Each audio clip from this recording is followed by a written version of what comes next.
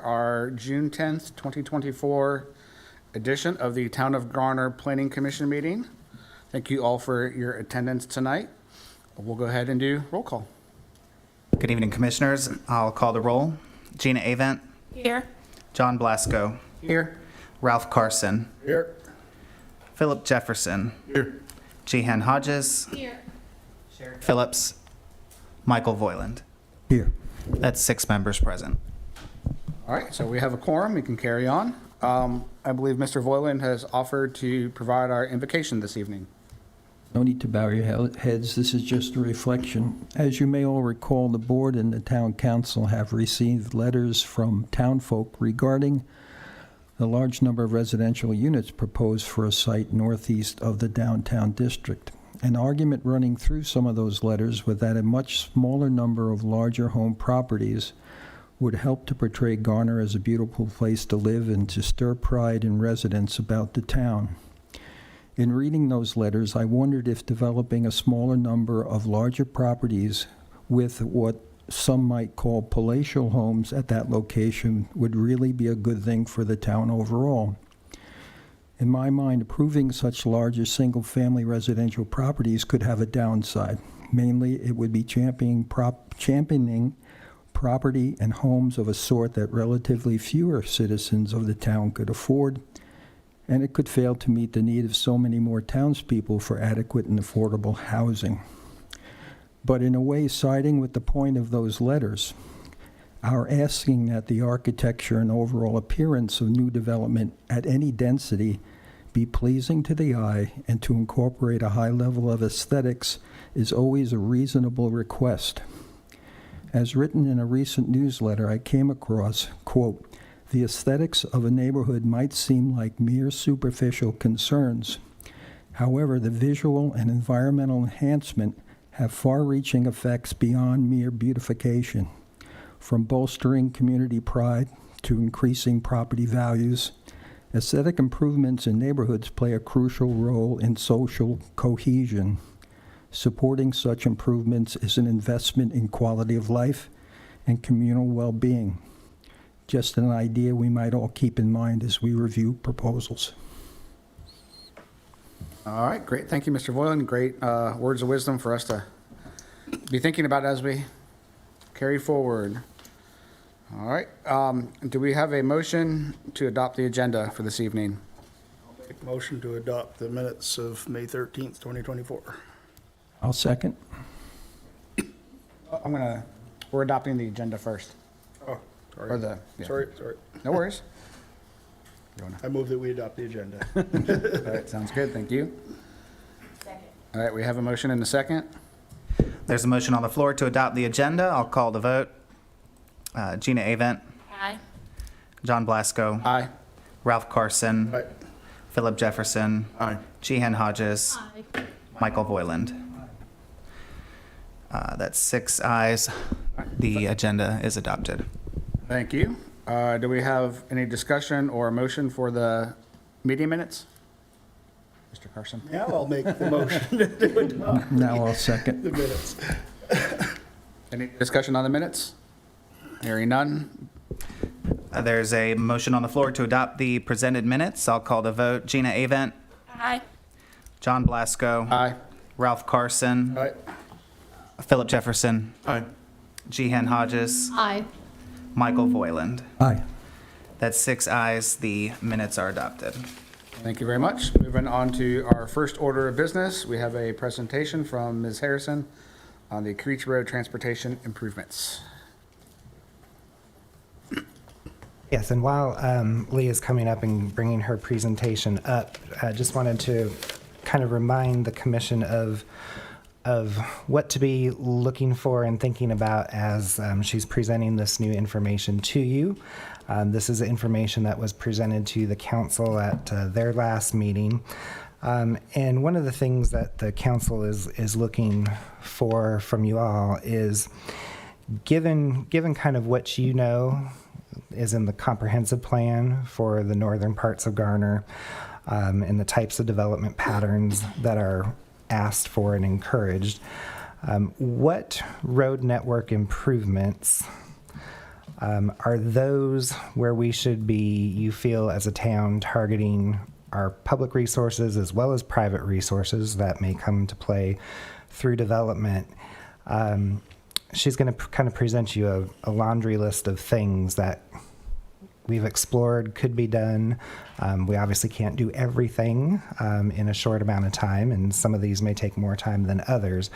But which ones do you think are the most valuable, and some of the things that you may want to consider in thinking about that is what's important to you as far as what needs really need to be addressed. Is it just the general ease of getting around?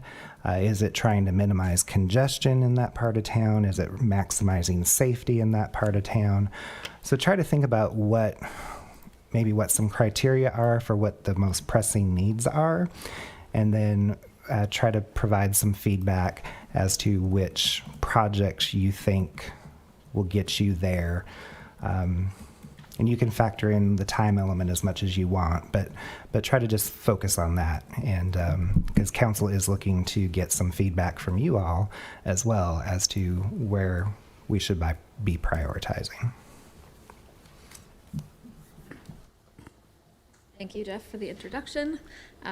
Hello to everyone. It's been a while since I've been here with you and before you, so good to see everyone again.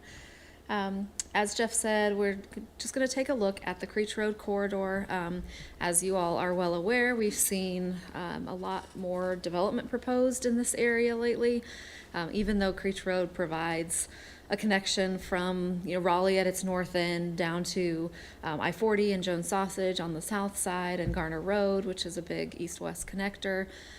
It's kind of stayed under the radar to some extent. There's not been a lot of development proposed along this area until more recently. So it was a desire of council to kind of step back and take a look at what improvements should we be looking at in this area, and how does that play together with the way that this area will develop. So first, just as an overview, we'll take a look at Creech Road traffic and the traffic capacity. So the capacity of a road is dependent on the laneage that is in the road primarily, and then of course you have limitations at specific intersections. But the Creech Road is intended in its long term to be a 3-lane road, that is 1 lane in each direction with a continuous center turn lane, which the benefit of the center turn lane is to provide a left turn avenue wherever one is needed without people having to stop in their travel lane to wait to turn left. A left turn in any place where there's enough turning traffic for it to be necessary provides the same capacity as that continuous center turn lane. The center turn lane just provides for it everywhere. So currently the capacity on a planning level of Creech Road would be that of a 2-lane road with center turn lanes where they are traffic warranted. There are not currently very many high volume turn points because a lot of Creech Road is still single family residential. But the points where there are places where there are turn lanes there. So we would consider Creech Road to have a capacity of 18,300 vehicles, which is the capacity of that type of road. This is just an overview of some of the development that we've seen more recently in this area that does contribute to traffic on Creech Road. And this is part of the memo that is in your packet as well, because I know these numbers are small and there's a lot to digest. But the overall point being that with all of these developments, some of which have already been approved and some of which are in review, the potential total post-development traffic on Creech Road is 12,883 vehicles. So we're looking at putting that road at about 70% of its capacity. One of the primary reasons I point this out is not just because you have a road that's under capacity doesn't mean you're never going to have a traffic problem, right? You can always still get behind a turning vehicle. You can have slow-moving vehicles. There's any number of reasons that there can still be a traffic concern. But when we look at a traffic impact analysis that is done by a developer or recommendations of a traffic engineer, where their recommendations are going to come from is this capacity being exceeded. So sometimes when you see that there are not a great deal of recommendations, that's where it's coming from, is because it is still below the overall capacity of the road.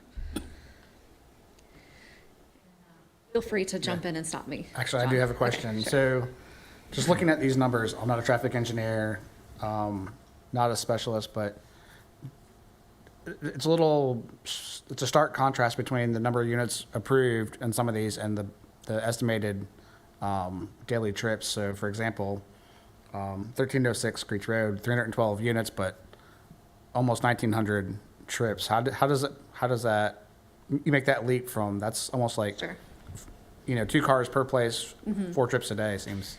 Yeah, so the trip generation is based on a trip generation manual, which is developed by the Internet Institute of Traffic Engineers. So it's a standardized number. There's one number for single family, different numbers for multifamily. They do a lot of research to come down to that, just an average number.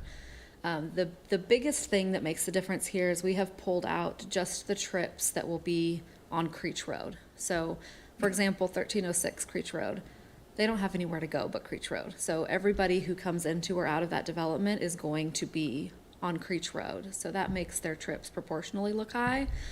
Compared to something like Park at Garner Station, you can see they have 950 units, but 990 trips on Creech Road. And the reason for that being that most of the traffic from that development is expected to go to Garner Road rather than going out to Creech Road, because it does have connections on both sides. So it's the distribution that makes the biggest difference. And the ITE numbers are, I'm assuming, pretty conservative in their estimation, or, I mean, just think about kind of current travel patterns, more people working from home, more people, maybe not peak hour trips or, 1-car households and. Right. Yeah, I would say they're fairly conservative. They haven't, down adjusted them as people have worked from home more. I guess arguably that might not reduce your trips. It might just change where you're going and when they're happening. Sure. Yeah, they're fairly conservative and very standard nationwide or internationally, really. But sure. So really the several things that we're going to go through today are all improvements that are identified in the town's transportation plan, which I know you all are very familiar with at this point, for this area, and not just specifically Creech Road, but that corridor, including Wilmington Road, which is kind of a parallel facility. And I'm not going to read through all of these right now because we're going to touch on them one by one, but there are 5 primary transportation plan improvements identified for this corridor. This map is also in your packet. This is just an overview of all of those 5 improvements that are shown in the transportation plan for the corridor, and we'll come back to this map as well. The first improvement is that Creech Road from East Garner Road to Sanderford Road should be a 3-lane section. So the transportation plan identifies that entire road should be 3 lanes, which, like we talked about at the beginning, is 1 travel lane in each direction and a continuous center turn lane. That's what allows for Creech Road to have that 18,300 vehicle per day capacity. If we continue to add development that has a lot of left turn movements and do not continue to add that center turn lane, your capacity will drop because you'll start having cars back up behind people waiting to turn left. Currently, all high traffic intersections and driveways do have left turn lanes. So that includes down at Garner Road, there is a left turn lane. There's a left turn lane into Creech Road Elementary School. And also in the vicinity of the church across the street. And then at high volume turning intersections there until you get up to some of the newer development at the Tryon Point Apartments and the Tryon Point subdivision, where they'll be adding that lane as well. Some of the challenges with completing this improvement, as far as development, unless required by the traffic impact analysis, the UDO only requires that development widen along its property frontage. So as y'all have probably seen with development, it is not uncommon for us to see proposed development that has very limited frontage on the main road, and maybe has most of the property back behind the houses right on the main road, or just has a short frontage and then a wider property in the back. And per the UDO, that's what can be required, is just to widen along that frontage. So it's not always a substantial amount compared to the size of the development. It also requires widening to half of the ultimate section. So really with that widening, with the development on one side, we'd just be getting half of the additional lane for the turn lane. Also, a lot of Creech Road is currently lined with single-family homes. A lot of these are pretty close to the existing right-of-way. So widening Creech Road to the ultimate section would likely have property impacts to several of those properties. Also, Creech Road is an NCDOT owned and maintained road, so of course any improvements made by the town or others are subject to their review and approval. Just a few notes and steps towards this goal. As new development occurs or new street connections are made, dedicated left turn lanes should continue to be added to maintain capacity. There is enough right-of-way currently on Creech Road to add a center turn lane. There's not necessarily enough right-of-way to add the center turn lane and the bike lanes and the curb and gutter and the sidewalk that we would ultimately want to see, but there is enough space to add the turn lane. So that does give us the option of either the town or development adding a center turn lane in certain portions of Creech Road without having to acquire additional right-of-way. We put together a preliminary cost estimate just to have a talking point. This is for approximately quarter-mile segment of center turn lane to be installed. And that includes construction, right-of-way, design, all of the things that would be involved in a project were we to take one on. And that came out to about $575,000 for a quarter-mile segment of center turn lane. So of course that adds up if we are trying to do the entire stretch of Creech Road. It's also something that could be done in pieces as that area builds out. Any questions on this particular improvement before we jump to number 2?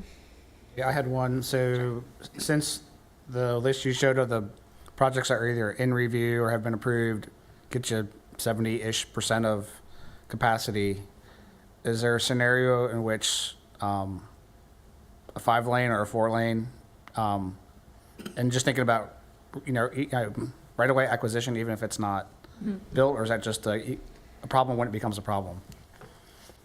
Well, the ultimate section of the road is decided projecting pretty well into the future, and that's based on our development plans for the area as well as adjacent development plans. So that is a collaborative effort between the town and the CAMPA, which is the Metropolitan Planning Organization, where we agree on those ultimate sections for the roads.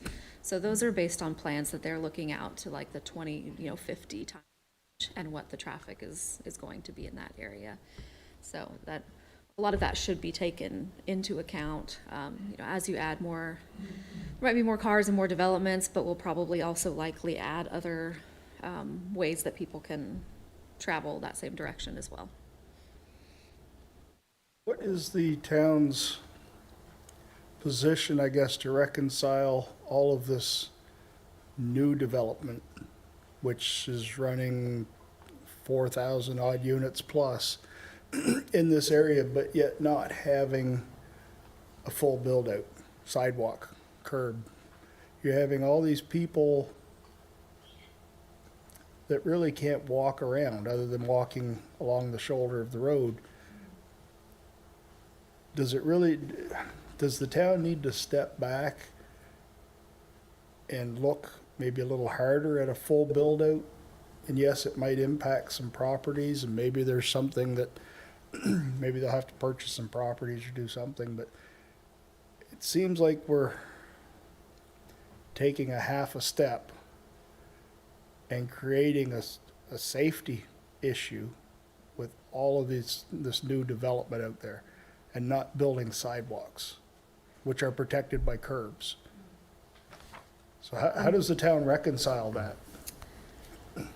I don't know that we have a solid answer for that for every time. That's one of the challenges is that, the way that the UDO is written, we have the ability to require certain improvements of development, but it is very limited to what is along their frontage of their development or what is required based on a traffic impact analysis. Of course, that does not take into account pedestrians, so the TIA is never going to recommend adding sidewalk. So by ordinance, the only way that we have to require that now is along the frontage, because that's part of the required improvements of any development.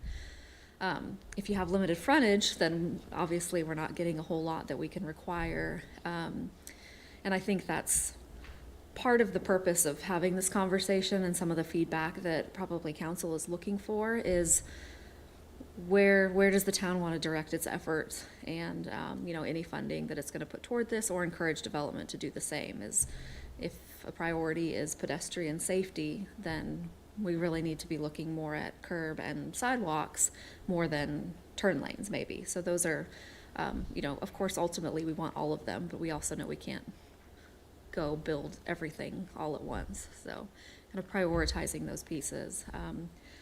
Right now, a lot of the, in the areas that we've identified that sidewalk needs to be installed, that we do not get installed with development, is something that goes within our pedestrian plan, and we try to do those by capital project. But we don't get to do very projects every year just based on funding. I think it's important also to remember, not only, Leah makes a good point about what the UDO says, but we have to remember too that the UDO is limited into what it can even address by state statute. And by state statute, you're limited in what you can require of development off their site. And it does have to be tied to a TIA or some kind of study that specifically marks that. And then we also have to kind of also be keeping in mind throughout this discussion that a lot of these areas that we're talking about are not currently in the corporate limits. Granted, they developed long ago, but even if they hadn't, chances are there might not be some of those facilities anyhow, because county and state, road programs just don't tend to prioritize those things like they do in a municipality. So just some perspective to keep in mind as we keep thinking about this. So I understand the part about developers improving in front of their development. What's the town's thought process on the town / NCDOT, Campo, infilling the other areas to kind of match what the developer's doing, either in conjunction or in close proximity to the building? I mean, it sounds like maybe the development's getting ahead of some of the design considerations, I guess, is. I mean, I think I get what you're saying. And it's a difficult thing because, again, of how the property's been configured in the past, you're dealt what you have by decisions that people before us made. And there's not always a good answer that's quick and easy to kind of marry everything up. We work with the programs that we have, which would be going to Campo and pursuing LAP funds if they're available, or bond funding. But then again, it really comes down to what is your priorities as the town. And I think that just kind of goes back to the whole question at the very beginning is, what do you think are the major issues out here, and which of these projects are going to address those best?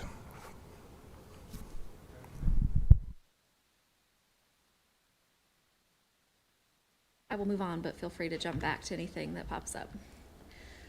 Okay, so the second improvement in the transportation plan is that Wilmington Road, which parallels Creech Road for the portion of it that currently exists at least, should connect from Calabar Street in the south to Creech Road in the north, and should also be a 3-lane section, just like Creech Road would be.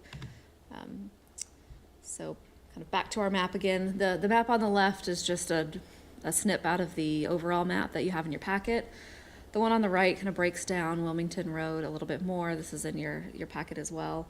But there are different needs depending on where you are on Wilmington Road. So starting in the south, we do have a section that is fully built out. That's at the intersection of Jones Sausage Road, where it's Calabar before turning into Wilmington. So that portion is constructed. Just north of there, we have a portion that's currently 2-lane, but there is development that is proposed that would widen half of that, so to half of the 3-lane section. A short section just north of there that would need to be widened from 2 to 3 lanes. Just north of there, we have the Wilmington Road Townhomes, which is an approved development. You can see in yellow on the east side.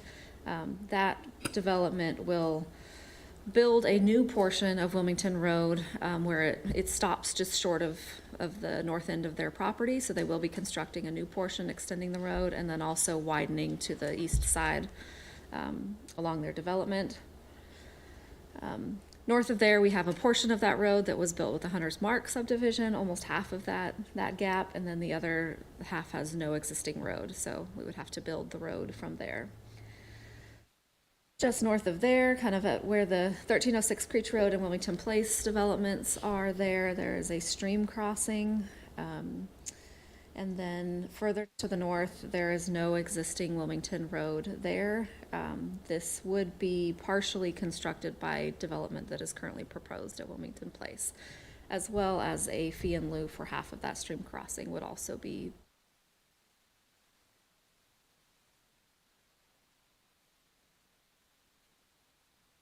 So some of the challenges with this improvement, the right-of-way for Wilmington Road this is similar to Creech Road.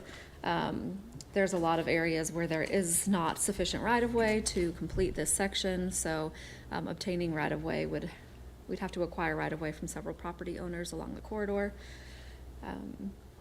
And then on the north side, other than that stretch that is constructed at Hunter's Mark subdivision, where it really doesn't connect to anything right now, the new portion on the north side would require brand new right-of-way dedication. There's not any right-of-way at all in several of those areas.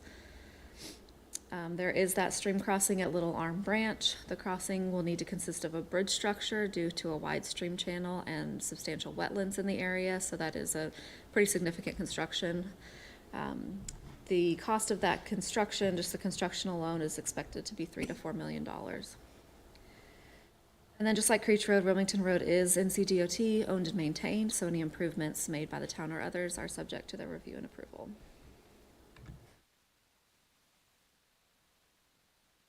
The extension and improvement of Wilmington Road is not currently in the town's funded 25 to 29 capital improvement plan, but it is on our CIP Horizon items list because it was identified in the last transportation plan. So the Horizon item list, those are items that they haven't moved up on the list far enough to be in a funded year yet, but they are on our list to get there as we complete other projects. As new development occurs, just like on Creech Road, it should widen and or construct portions of Wilmington Road according to the requirements of the UDO, so we continue to build pieces that way. And then, as mentioned, there is current development under consideration that could contribute to the cost of the stream crossing at Little Arm Branch. This is not a construction project for the faint of heart. Obviously, this is a long stretch of road that needs either built from scratch or improved. Our preliminary cost estimate to complete Wilmington from Calabar to Creech was around $10.8 million.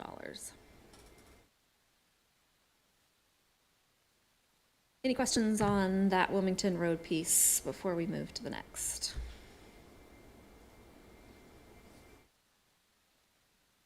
And then I guess I would mention, just as context, the importance or the significance of Wilmington Road on Creech Road is it does provide that parallel facility. So it's another way to get basically from a similar point in the north to a similar point in the south. Anytime you can have more than one way for people to travel, that allows you to disperse the traffic. It's vacuum time.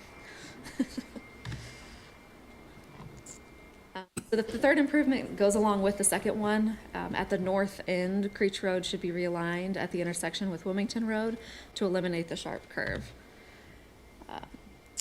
So on the left, again, is just a snip from that overall map.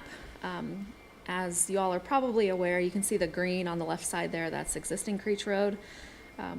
There's a pretty substantial curve as you go north. There's a curve left that would be ideal to eliminate in that road. So as Wilmington is built, the intention is to realign Creech Road to look like what it does in the yellow on the right-hand picture, so that it would tee into New Wilmington Road, and then the Wilmington Road would become the through movement up to the north end of Creech and Sanderford Road.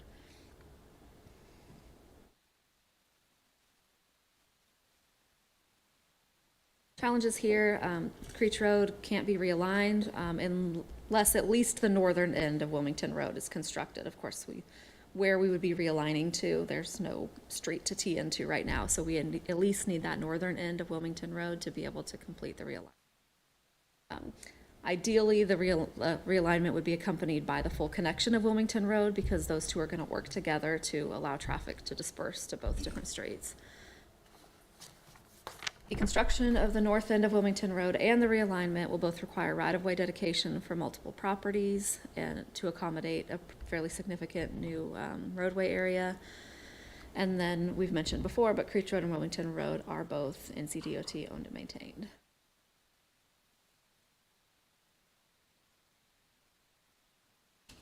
Just like the Wilmington Road extension, this is not currently funded in our 25 to 29 CIP, but is on our Horizon items list, basically as a part of the Wilmington Road extension project. Also, we do have development currently under consideration that would be obligated to dedicate right-of-way and construct a portion of this improvement, and would be required to pay a fee in lieu for half of the stream crossing. So there is potential for some of this work to be completed by development.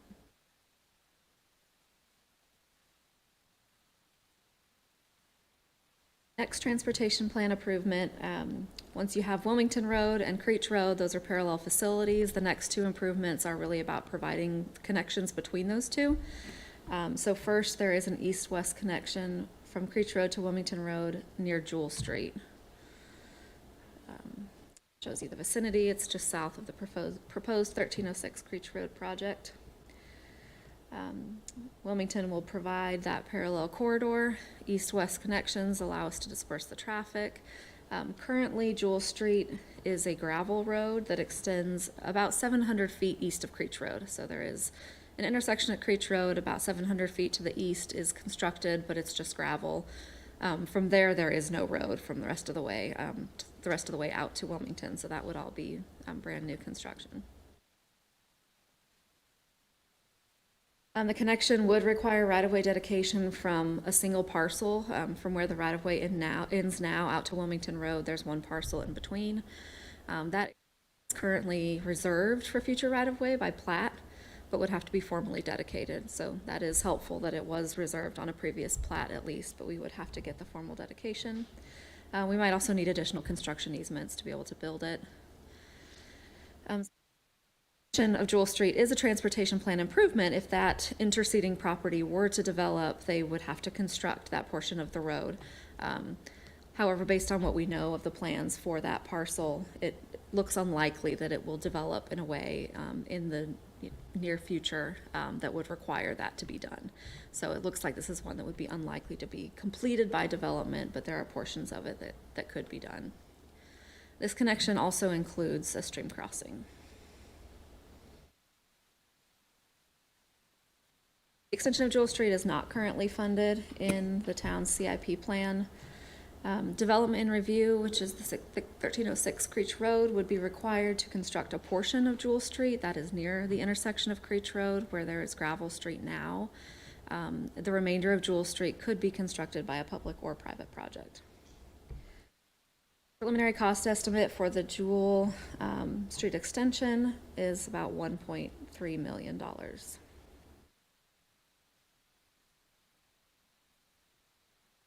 The fifth transportation plan improvement is similar, another east-west connection in the vicinity of Cook Street.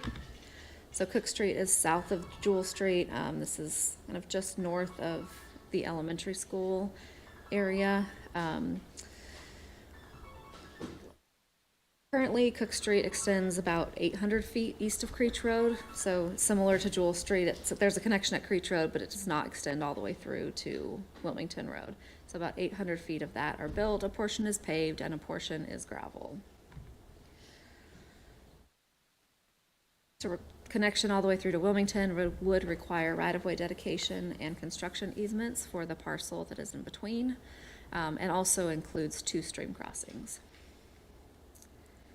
This extension and improvement is not currently funded in the town's CIP, but unlike the parcel that contains the unbuilt portion of Jewel Street, this area is more likely to be developed, so there is a better chance that this could be completed by development, and therefore is probably not, you know, the first east-west connection that we would prioritize for public funding.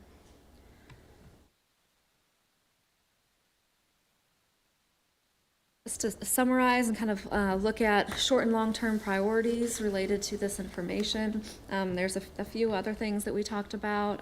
We are talking with Wake County Public Schools to look at how the carpool traffic at the elementary school may be contributing to issues along Creech Road, and if there is anything that we can do to alleviate that.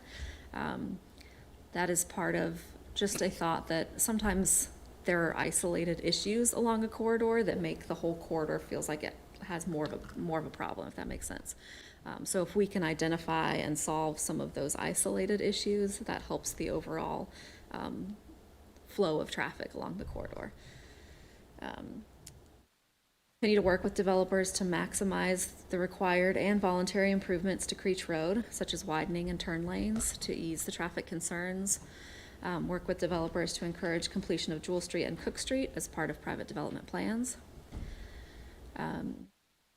Potential to utilize a fee and lieu pavement for the Little Arm Branch Crossing if that development is approved and received, to begin any design work on the Wilmington Road extension and realignment if that is the ultimate improvement that we choose to pursue.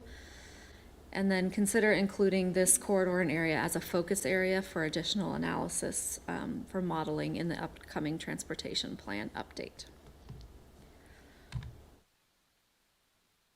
More long-term, the Wilmington Road extension and realignment will move to the CIP off of the Horizon item lists and to be an unfunded and then eventually funded project, hopefully. Evaluate the cost and practicality of completing the widening of Creech Road from East Garner Road to Sanderford Road in areas that are not likely to be done by private development. So there is potential for the town, rather than trying to tackle the entire Creech Road corridor, to look at areas that are likely to be redeveloped and therefore likely to have improvements built by development, by their requirement, versus the areas that are not likely to have that done, and that can be where we focus our public contributions. Also working with Go Raleigh to plan for future bus service along the Creech Road corridor to improve general transportation options along that corridor, maybe take a few cars off the street.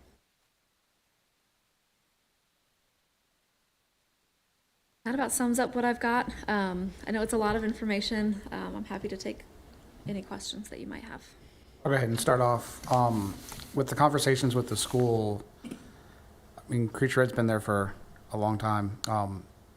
Has there been any analysis, running the current population through the MSDA calculator and see how it compares with what it would be for a new school? No, I mean, not to my knowledge, not at this point.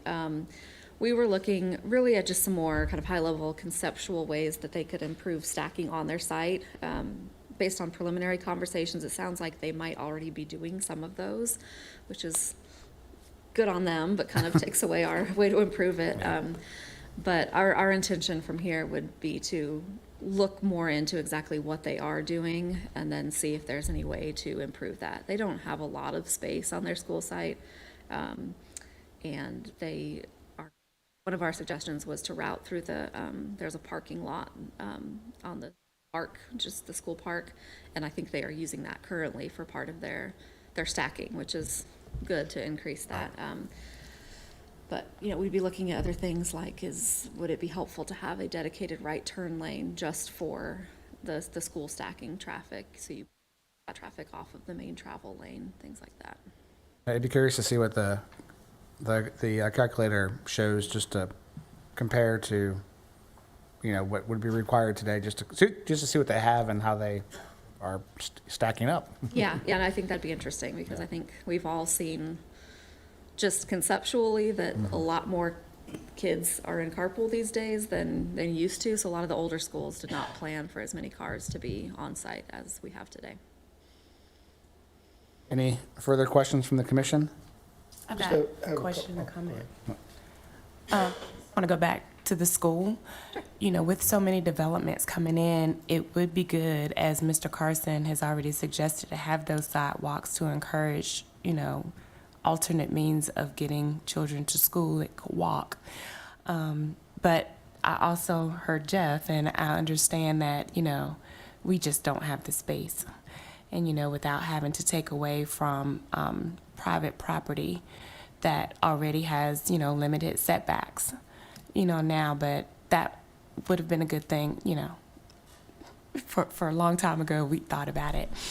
But the other question that I have is it even feasible to consider improvements 4 and 5 if improvement number 2 is not done?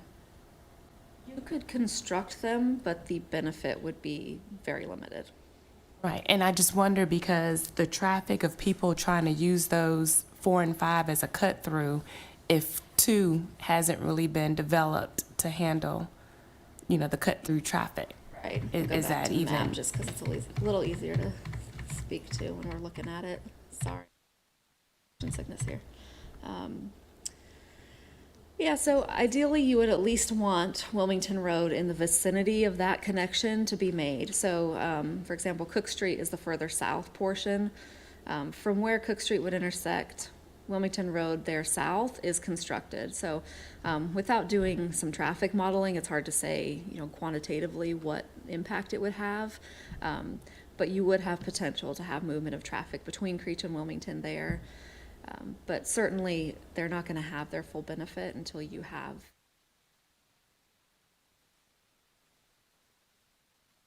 I just have a comment. I want to say thanks to the staff for putting this together. You've kind of listed out a lot of problem areas. There's no easy fix. There's no good solution. I think for my 2 cents worth, I think item number 1 and 3 are probably the highest priorities. I know there's constraints on full design along Creech, but that's something that I think should be looked at, maybe in closer detail. But you've covered all the bases here, and there's no easy solution. This just wasn't designed 30, 40 years ago. So thank you for putting that all together and kind of listing it all out. Appreciate that. It's rare to find a construction project that does not have constraints. I would say impossible. You're going to find it. So you're always going to have them, but at least we can start looking at what's easier to overcome or worth overcoming. I had a question for Jeff. How best do we provide our feedback? Just through discussion as we do, or some sort of, we go down the road, state our priorities, or a vote, or I don't know, like how would be most beneficial to you to relay to council? I mean, it's at your discretion as to how you would like. I think the more pointed you can get through either of those methods would be most helpful. It's probably just as important to make sure that you're conveying why, as opposed to just, you know, the answer. So that would lead me to kind of the former, and we can document that within the minutes. Okay. I had a question. Are there any statistics that we have right now about what current accidents are on Creech Road? Not that I have readily available. We could certainly pull some and see what types of accidents are occurring. A couple of things that, you know, don't really come up in improvements like this there is some change in topography along Creech Road, and that is where some of the safety conversation comes in, that, you can have as much laneage as you need to have, but if there's still a curve in a place that you're trying to turn, that can still create a dangerous situation. Unfortunately, like changing the whole vertical alignment of the road is not something that's very feasible. So as we look at making specific improvements, for example, that might help guide where we want to prioritize putting additional lanes on Creech Road, because maybe, having a center turn lane to act as a refuge when you have to turn left is more important in one place than another because of that lack of sight distance. That's data that we can pull both, from NCDOT and Has there been any resident or public feedback on improvements or what thoughts for the residents in the area? I would say there's been feedback. I don't know, and Jeff might be able to speak to. Not sure that there's been like a public consensus on what the desired solution is. I think there's a general concern for adding substantial traffic to the area. There have been concerns about lack of sidewalk and that creating a safety issue. At the same time, I think there are also concerns about needing to acquire additional right-of-way and people who live along that area. So as with any project, it's both ways. My last question, possibly. Are there, for public transportation bus, are there any stops that are going to be proposed for that area that we know about in the future? Specifically about public transportation. No, it's we keep it on our radar because there are a couple of routes not far from here, but currently without any good way to make it circuitous, getting service further into this area is going to be difficult. So like when I say that, it means they don't want to just necessarily trace their way back at the end of the route. They want to be able to make a loop. If in the future there was the possibility of having bus stops, is there space to do a dedicated bus lane for picking up, or is that also pretty constrictive on that road? If you were, there's space to add another lane to the 2-lane road. There would not be space to have a three lanes of car travel and dedicated bus lane without acquiring additional right-of-way. Not a bus lane, but there have been several times, that we've worked with development along the bus corridors to be able to install bus stops in appropriate locations. So that's something that we can get a little easier than a dedicated lane. I had a quick question, then I'll turn it over, just maybe help others.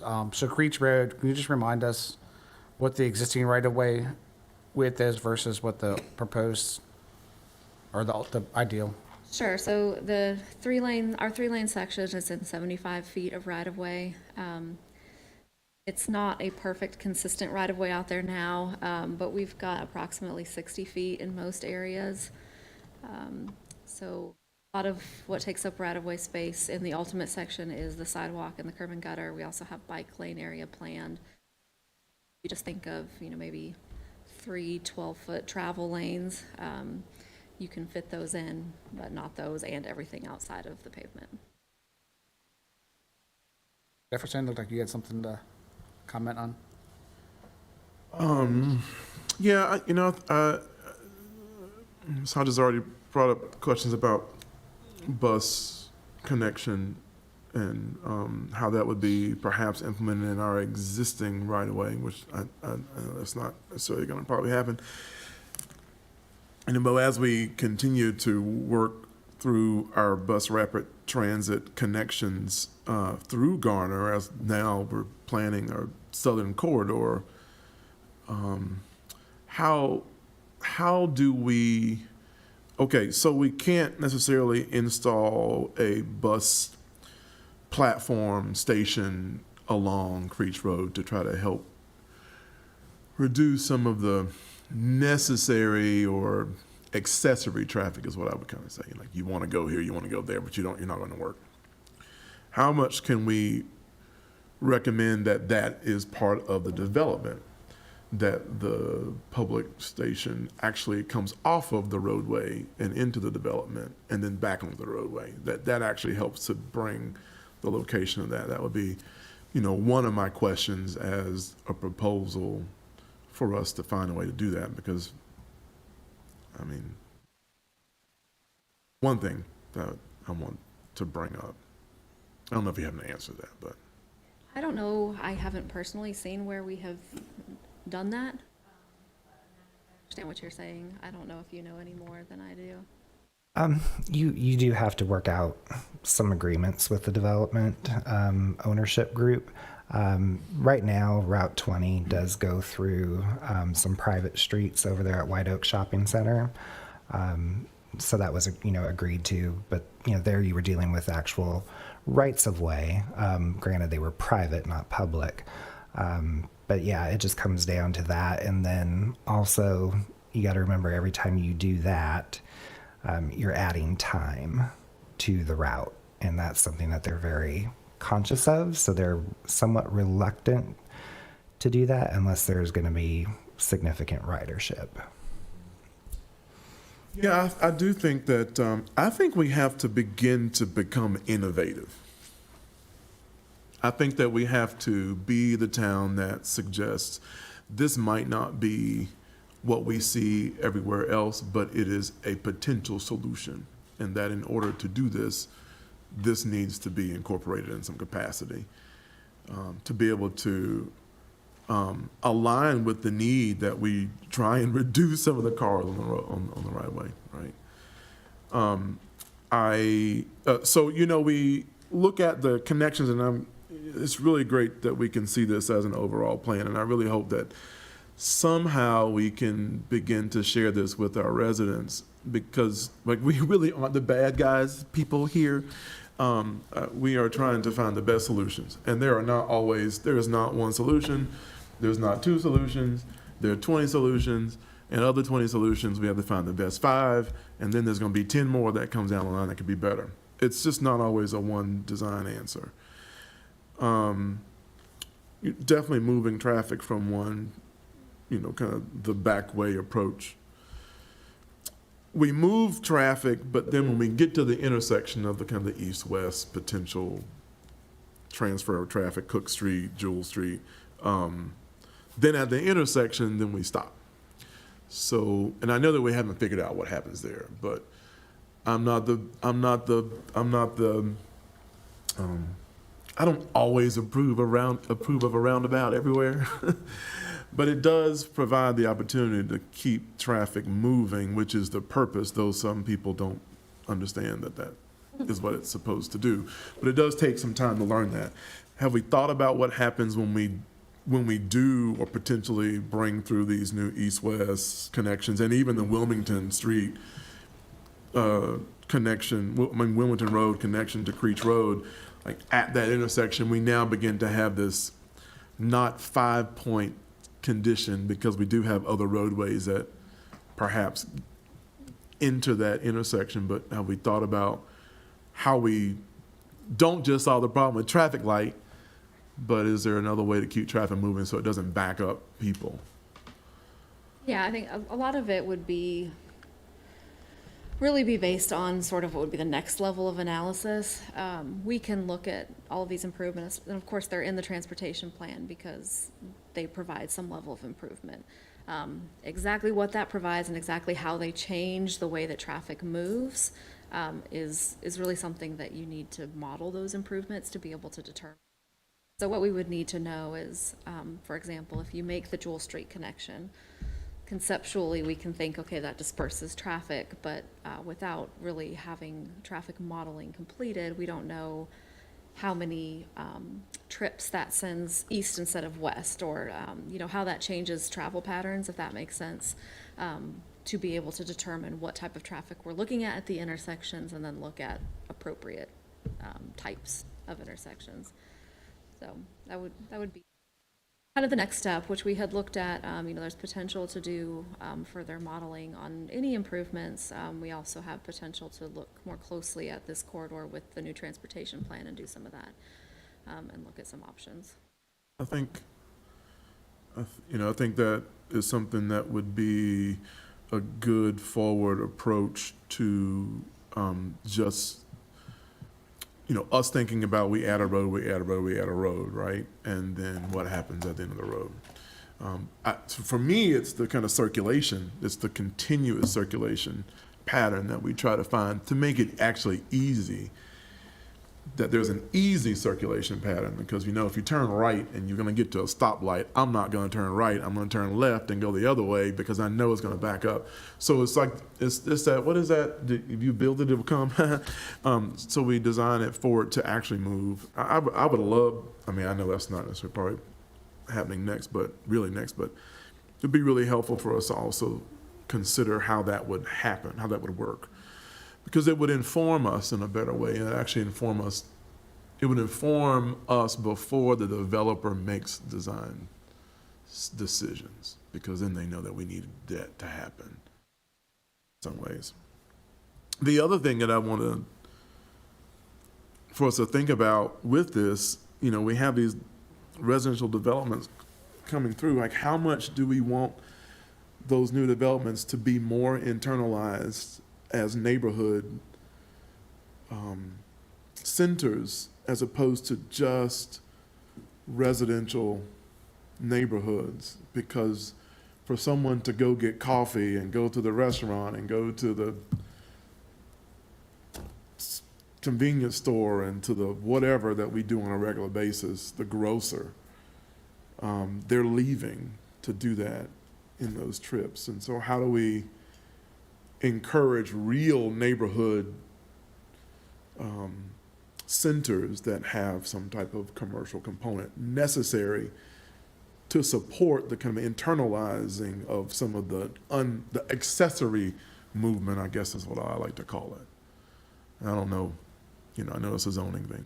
We zoned it one way, but it's, if we do say that something has to have a commercial component to it in a neighborhood center or whatever, we really have to recommend that actually supports the neighborhood, and not we're going to provide only 1,000 square feet of commercial space. Like, what does that do, right?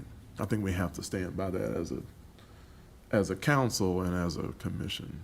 And so I don't know how much of that is able to do that, because then you bring the movement from all sides to use something that doesn't make them have to go so far away. I don't know. That's just a statement. That's not a question. I know you don't want to have an answer, but I think that that's something for us to think about in our comprehensive plan. Like that's the purpose of those types of centers. And Interest of time, because I know you want to move things along here, would it be of any value if we each shared our priorities for these 5 areas with you, your staff, with each other via email, and then next meeting, after you distill those priorities down, then we can have a much more pointed discussion? It's fair. Can we do that? Yeah. I have no problems with that. I think that's very reasonable. I mean, it's a lot of information to take in, to think about, and I don't think that we want to try to make a rash one-call decision of things that are important, because there are a lot. I do have one last question for you, Leah. For improvement number 1, for the quarter-mile section, has any of it or will any of it be under discussion with developers for inclusion in their application? Yes, portions of it. So there are portions that exist as well. Near Garner Road, there is a 3-lane section at Garner Road, a little ways north. It transitions back to 2-lane just north of the Garner Rec Park, and then goes back out to 3 lanes at the elementary school. And then, so with current development, the the two that you see there, there's Dan Dixon and 1306 Creech are both proposed developments. Both of those have fairly limited frontage, so they would be obligated to do half of that widening along their frontage, but that's not a huge area. The frontage on Creech Road, that's in that area that the realignment would take place, so they would be doing some widening, but they would do more constructing of the new Creech Road to start supporting that realignment of it. But there is not, So those spaces are included in your quarter mile calculation? so that is, the quarter mile calculation is just to take really any random quarter mile of this road that is currently 2-lane and make it 3-lane. Because we were just looking at potentially doing it in pieces. So for example, if you wanted to do it, just in front of development, that's an idea of what kind of cost we're looking at just for that. So I did have a question for you, Leah. We're talking about this section from Garner Road up to where Creech turns into Sanderford. Raleigh, do they have anything, do they have anything on the books that you're aware of? And two, if they don't, does that create a situation where you got this 3-lane back down to a 2-lane, and does that have an impact in any way? So their ultimate section matches ours. We've had that coordinated when this was identified. I'm not aware if they have, as far as I'm aware, they don't have a project that is active to convert their 2-lane portions to 3-lane either. I think it's likely it's being built out similar to how Sure. ours has. As development comes, those pieces get completed. But ultimately, they would be a similar section road. But if for some reason the town found a bunch of money and had a bunch of developers and we went to our 3-lane the whole way, is there any impact with the split of 3-lane and 2-lane, or is it just really kind of negligible? And It's not really, because you're not reducing the number of travel lanes. Mm-hmm. So going from 3-lane to 2-lane, you get rid of that center turn lane, so you lose that ability to take turning traffic off the road. But it's different than the backup you would see if you went from, a 4-lane road to a 2-lane, because you're not consolidating travel lanes at that point. So I wouldn't anticipate that it would cause any major problem. For most of the stretch after you hit the church, they do tend to have pretty wide pavement that probably would accommodate 3 lanes. I do see a center turn lane most of the way. And then the further north you get, then you start getting sidewalks on both sides. And I know they have it as 2 lanes because they have on-street parking that they allow. So I don't know that there's a whole lot of extra pavement that Raleigh would need to put down. It might just be some changing of striping and things like that.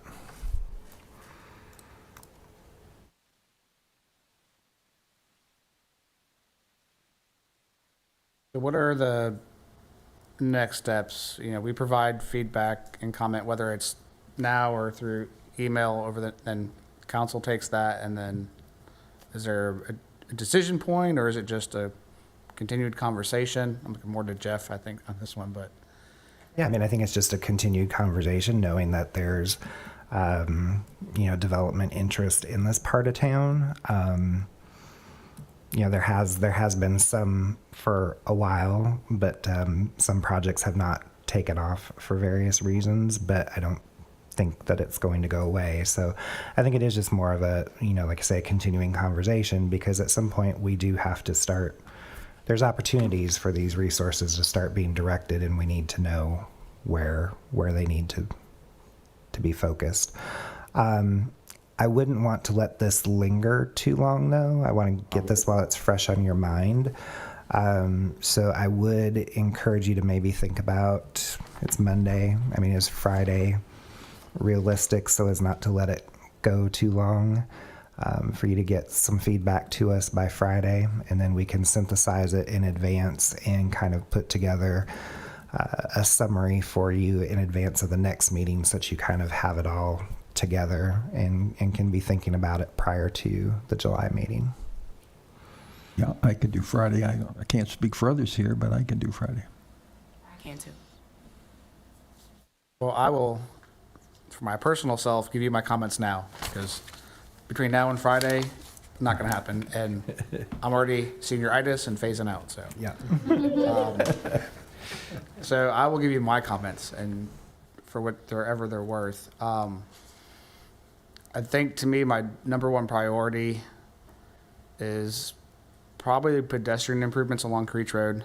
I think, now that goes along with the widening, and I think there's so much residential out there. There's an obvious destination at the southern end of Creech Road that pedestrian improvements are critical. I'd be willing to forego bike lanes if it meant to get to that point. I don't know how well bike lanes are used anymore. I coming here today from work in downtown and got on a scooter, and I was still terrified, and I was terrified for him. So I don't know how much they really get used outside of that urban context. But so for me, I would forego bike lanes if it made it more palatable. I know right-of-way acquisition is always a sticky situation.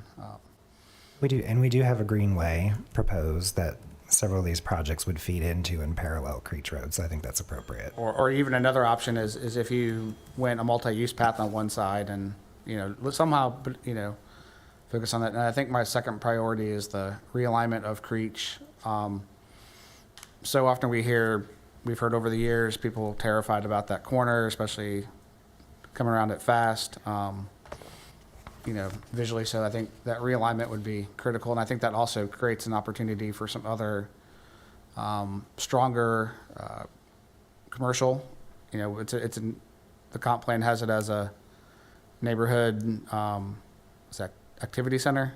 Mm-hmm. So that would be a great spot for, convenience store, some sort of little, commercial note. I think back like Timber Drive where the Rite Aid, which is now the golf place, or down by the Lorraine's, those sort of opportunities. I think you get a good intersection there that creates that opportunity a lot stronger than just on the curve of the road. So, which then of course dominoes into Wilmington Street. So, to me, Jewel and Cook are way bottom priority. I think you got other big ones. And let those two happen with development. I could see a lot of people coming down off of Creech Road, taking Jewel over to Washington, over to Wilmington, and then getting on the highway rather than going other ways. But yeah, I think just thinking about all the residential that's there now, where I think on Wilmington, a lower priority of pedestrian access. I hate to say that, but if I'm prioritizing things, Wilmington, there's not a destination. There may be someday with what happens up there at Jones Sausage and the highway. But for now, people aren't walking to the Amazon. They're not walking to those big, huge industrial boxes. So it'd be nice to have the residents, the smaller amount of residents there that have access. But to me, Creech Road's already got the density, the market, the destination. So it's where I would prioritize things. Those are my 2 or 3 cents. So noted.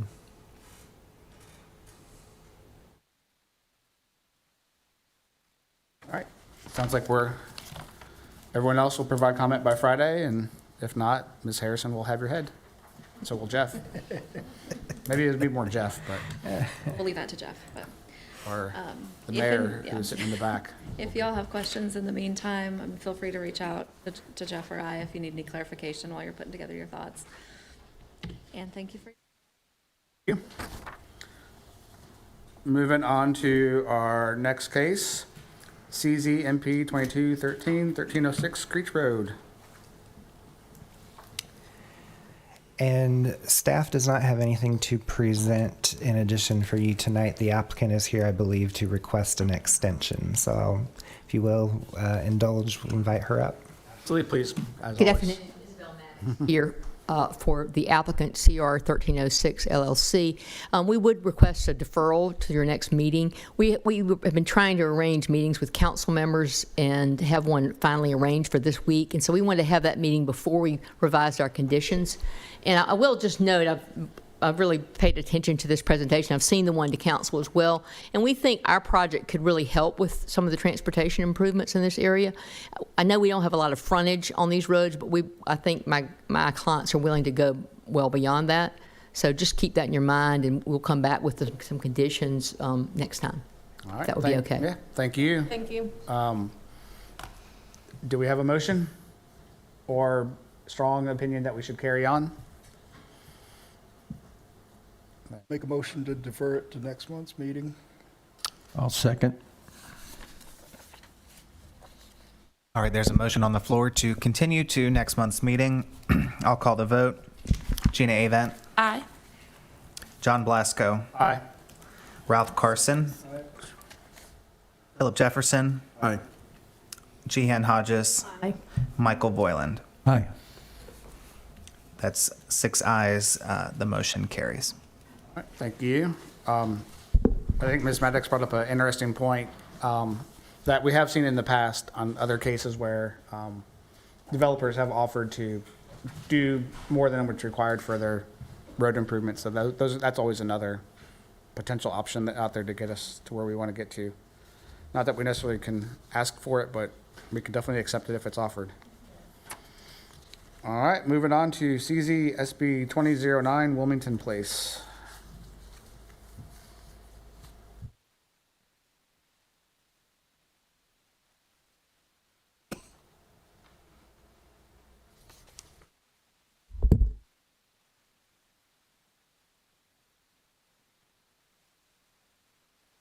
So we gave the presentation to you at the last meeting from staff. I did just want to kind of draw your attention to the end of the staff report in your packet today.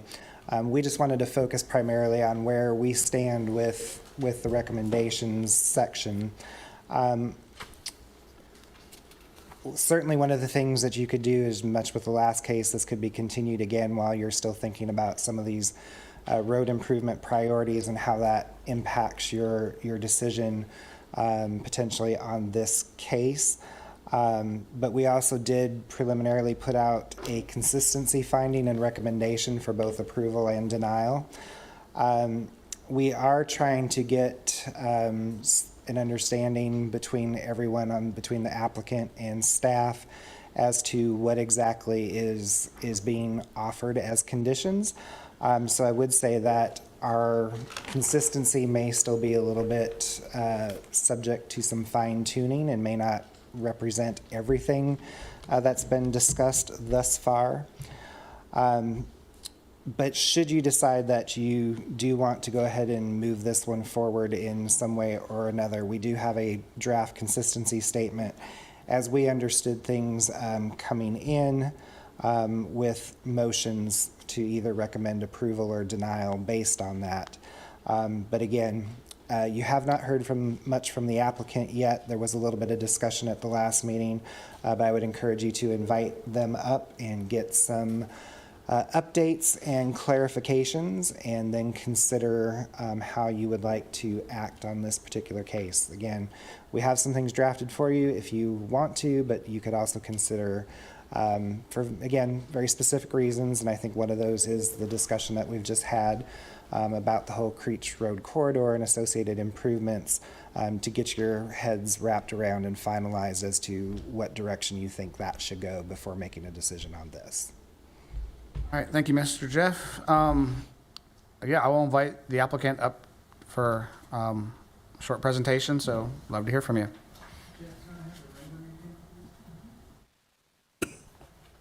Members of the commission, my name is Charles Walker, 275 North Pea Ridge Road in Pittsburgh, North Carolina. I represent the developers of this project. I just want to briefly go over some of the high points of the case, because I know everyone wants to talk about traffic. We are local developers. We have 116 units on here, a combination of townhomes and single-family detached homes in a traditional neighborhood style, which some people call Charleston-style homes. They're relatively narrow, they're relatively deep, they're all alley-loaded. So half of the project is that, and the other half are townhomes.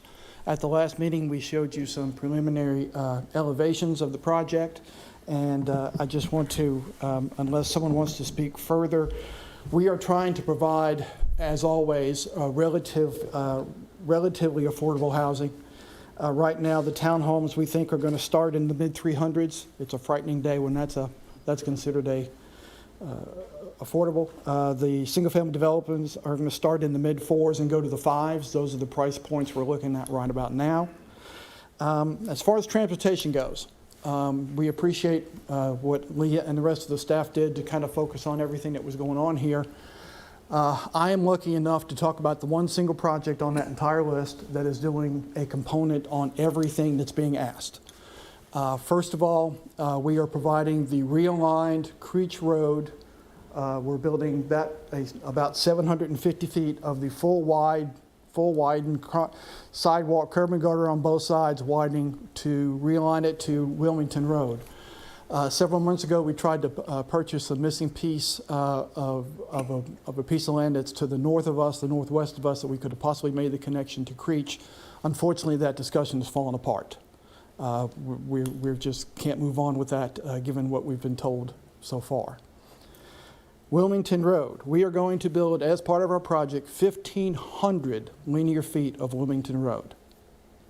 And it'll be fully built on one side, curb and gutter sidewalk on one side, and 2 out of the 3 lanes, as per town regulation. And as you see on the southern side, where Wilmington Road just kind of dies off into space, that is the Little Arm Branch Creek crossing that is going to require a bridge. We have paid a structural engineer to do those preliminary plans, so we know how much it's going to cost, how big it's going to be, and what the fee from our project to pay to the town for a fee in lieu of would be. As it stands right now, our fee to the city, to the town, is $1.6 million. And that's just dedicated for the half of the cost of the bridge. In the interim, when this graphic was done, you'll see that there's going to be the greenway is going to stretch across this project in the lower areas near the Little Arm Branch. We've offered 3 play areas, which will consist of a gazebo and a lawn area for children to play. That's in the open spaces on three places within the project. We are also going to make 2 what we would call private greenway connections from the project to the public greenway, other than the sidewalks. The sidewalks tend to run east and west, and greenways to the south, so we want to be able to get to the greenway that's on the southern side of our project.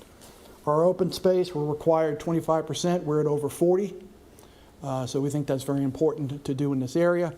If you'll note, on the northeast corner of the project, there is an unimproved right-of-way from the Gatewood subdivision from Plaza Drive toward our project. There's a dedicated right-of-way that has been there for the better part of 60 years. Our project will include the construction of that road, that missing link. So what that does, that provides the neighbors in Gateway to get to Creech through another path other than what we were told is not a great entrance that they have today. So we are providing that additional connection for that area. If there are any other specific questions, I'd be glad to answer them for you. We would appreciate if the commission would consider moving us forward back to council. One other thing that I did not forgot to tell you, on the graphic, if you see where it's labeled Creech Road, there is a little white square right there on the road. That's for a future bus stop that's already in our plan. So again, everything that was mentioned, bus stops, Creech Road, Wilmington, we're doing it all. We're not solving all the problems, but we're doing everything that our project can possibly do. All right, thank you. Any questions for the applicant? Is there on your 1,500 feet of Wilmington Road that's being constructed? Yes. Is there a reason that it's not being done to 3 lanes with the center lane now? What we're doing is driven by the town code. Because that road is on the town's transportation plan, we do have to actually build a part of it, but the town requires at least 2 travel lanes. So until the connections are made at Creech and in other places, then that's when the 3rd lane would be added. the construction of that area, we will build and grade the entire right-of-way. But we're only going to put the sidewalk, we're going to put 2 lanes of traffic with sidewalk and curb and gutter on the one side of the street. Just a question for Jeff. Did you say there was still some things up in the air as far as some conditions? So would it be beneficial for us to table this to next month? If I could answer that, I'd be glad to do so. Okay.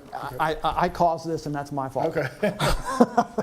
When we were talking at the last planning commission meeting, I know we were running really quick, and previously that with the planning commission, we had added some things that we wanted to put on the project. And so I listed them and sent them back to the town staff and said, in your consistency statement, don't forget we've added this, and this. And that turned into, they've added conditions, we got to get it revised. That's not what we're trying to do, and I'll tell you exactly what it was.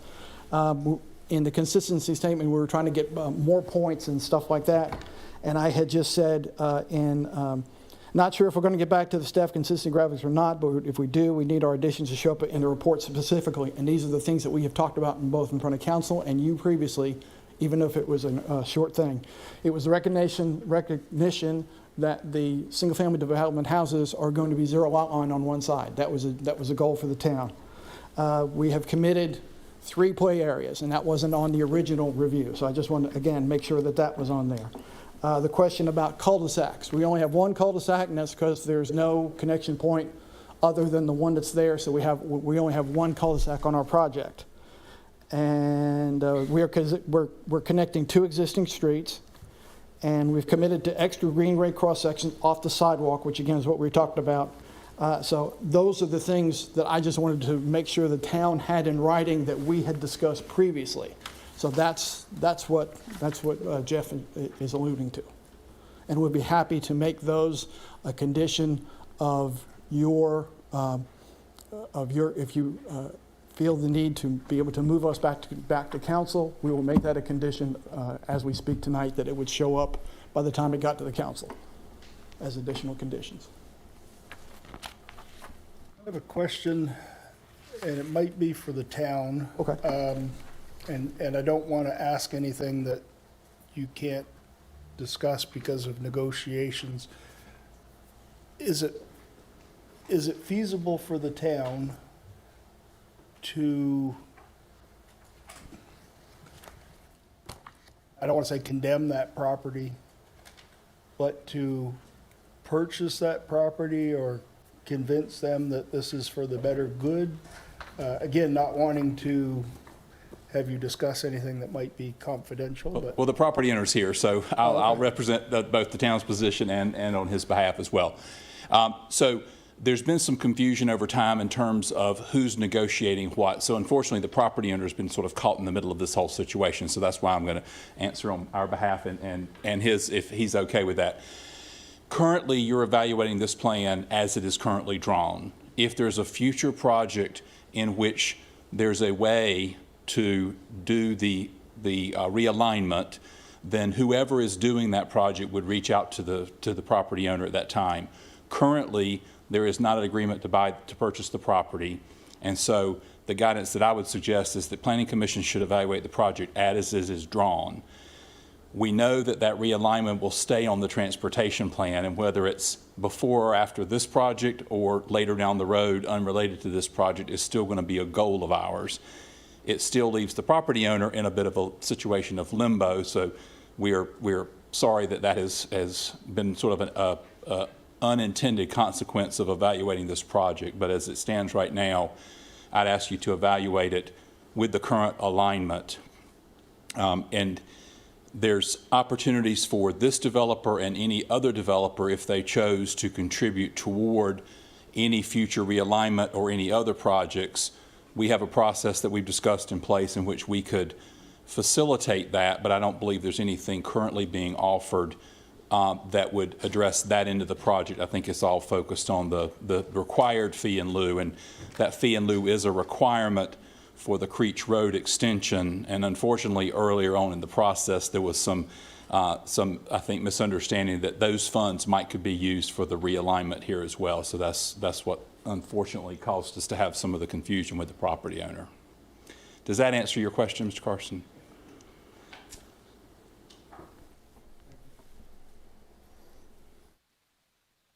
Mr. Voiland, any comments or questions? Go down the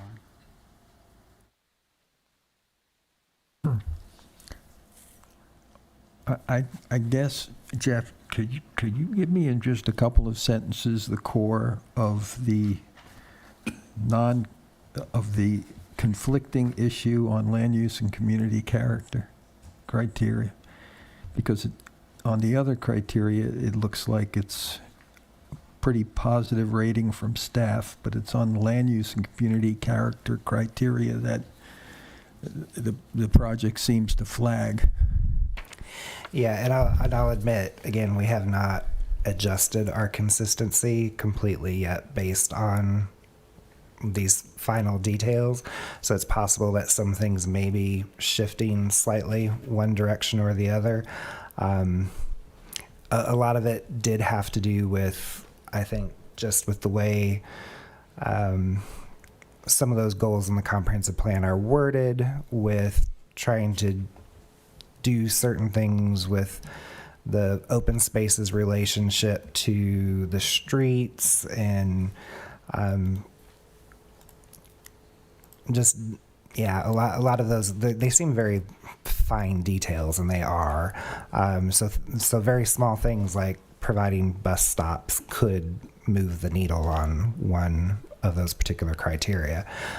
So we just haven't done that as of yet. So that would be my only hesitation about moving forward tonight, would just be that we could be, right now you have a statement draft that's inconsistent. That doesn't prevent you from either recommending approval or denial one way or the other. We've talked about that, how that doesn't ultimately factor your ability to recommend that. But it is possible that we could come back next month and say, well, we actually have a draft finding of consistency that you could make instead of inconsistency. So that's... Well, given that these are nuances, as you say, and we've heard some things this evening that are slightly different, I would like to consider it next month with possibly staff going over what was brought up by the applicant. And I think the other thing too is that we now know this project is sitting, as Mr. Hodges noted, exactly as we're seeing it. So that also may factor in to some things as well as to what exactly is getting accomplished with this proposal. I concur with Mr. Voiland. I think it might be best to table it, iron out the nuances, and wait for the comments to come in from the commission regarding the 5 different proposals that Ms. Harrison discussed, and we can give our feedback and just take that extra 30 days to kind of get all the ducks in a row. So what I'll do, I'll give the commission a chance to speak, ask questions, provide comments, and then as per usual, we will take a motion. Whatever that motion may be, we will vote on it, whether it's to approve, recommend denial, or continue. That'll be the choice of the commission, but let's at least get a chance to ask questions, and I think we still probably want to have a chance to hear from the public this evening as well, so. And Mr. Chair, if I could, I would just, if you do have any comments about how what you're seeing here fits in with the discussion you just had with the town engineer about what do you like about this? What do you wish, are there any things that you wish were different? Absolutely. So, further comments, Mr. Voiland, or? No? All right. Ms. Hodges? Not at this moment. Ms. Avent? I would like to commend the applicant on trying to, incorporate some of the wants and needs of the town, into the plan, and, very moved by the additions that are here. Thank you. We hoped it would grant us the ability to move forward. Mr. Jefferson? I agree with Ms. Avent. I appreciate the I think the level of care in thinking about the site and the placement of residential units and typology, and not that it's, kind of a heavy developed one type, one look throughout. And I appreciate the potential diversity of architectural typology, that it's not just one house. It's one of the characters of our town that's really important. And, we can't solve all the problems, but I appreciate thinking about the conditions that would help the town with your development at the same time. So that's all I have right now. So I really appreciate that. I think that what we want to be able to do potentially is to make sure that, because we talk all the time about trying to follow what we say we're going to do, that we don't jump ahead of something that's written one way and the other. But there's a lot of positive from me on this, so I really appreciate that. All good? Okay. I have a question for staff. Was there any concern about having a street connection and an alleyway connection to Creech Road, and maybe that proximity of those two connections? Something you typically see alleyways kind of contained within not touching the main road, but just curious thoughts. I don't know that it crossed my mind exactly. I don't know if anyone else from staff has comments.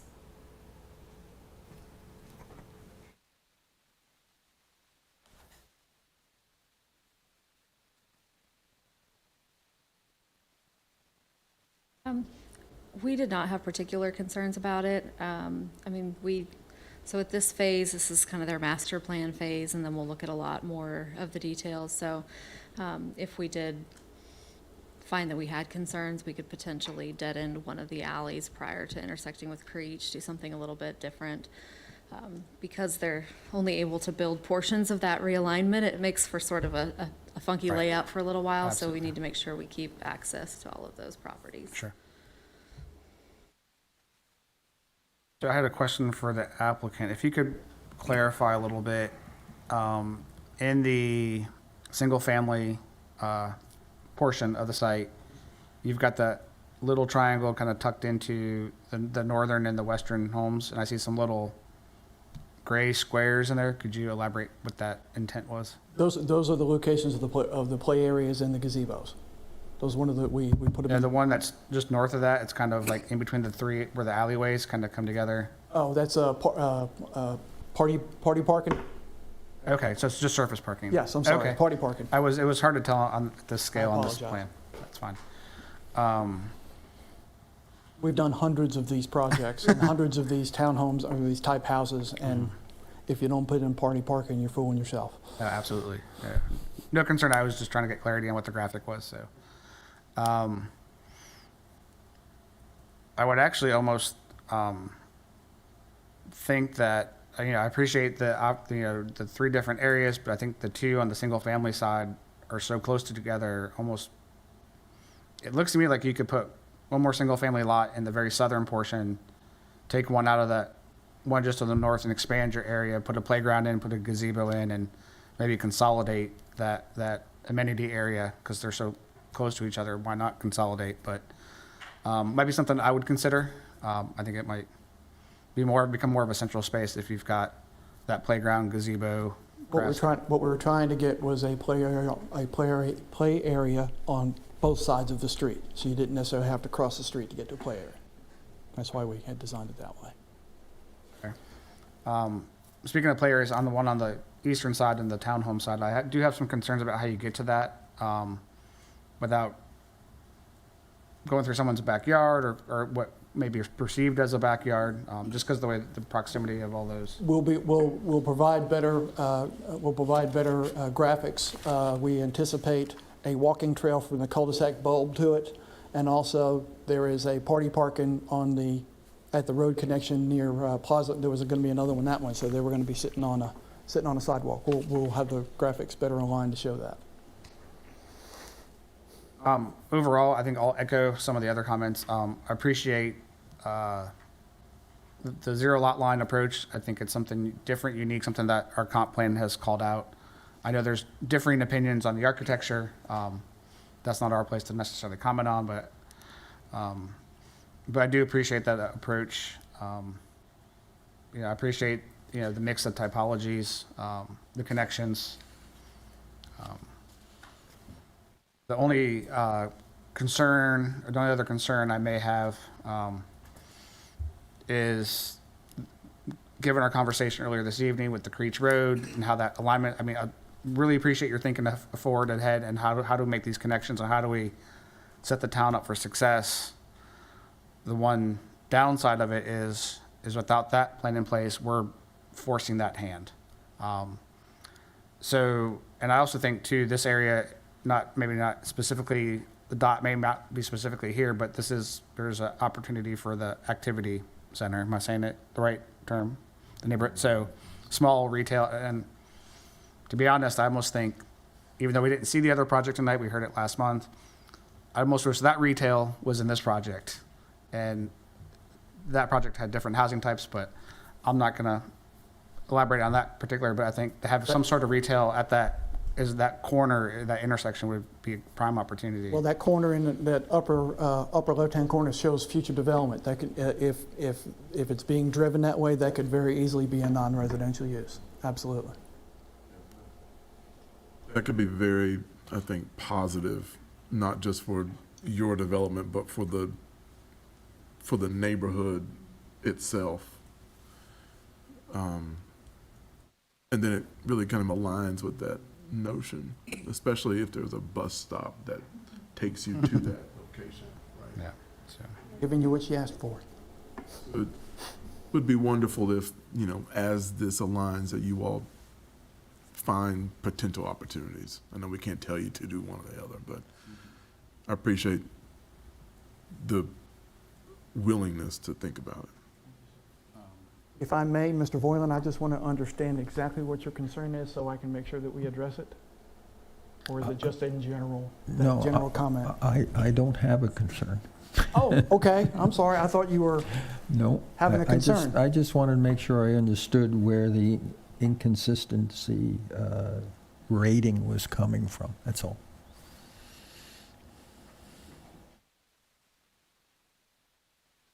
All right, I'll stop there, and if we're all good, open it up to the public, give them an opportunity. Thank All you. right, appreciate it. We may come back to you in a moment, but just we'll give those who are in attendance, who are in favor of well, before I get to that point, if those are in attendance who would like to speak for or against, we ask that each side limit their comments to 10 minutes or less. If there's multiple people who want to speak, please try to not overlap on what each person has said. So we don't want to hear traffic, but different concerns. So, and of course, always be respectful. So anyone who is in attendance tonight who would like to speak in favor of this project, the floor is yours. All right. Seeing none, anyone in attendance who would like to speak opposed to this project, you have an opportunity. All right. Seeing none, no one wants to speak, so that's fine. So I guess my closing comments on this, as we bring back to the commission to discuss,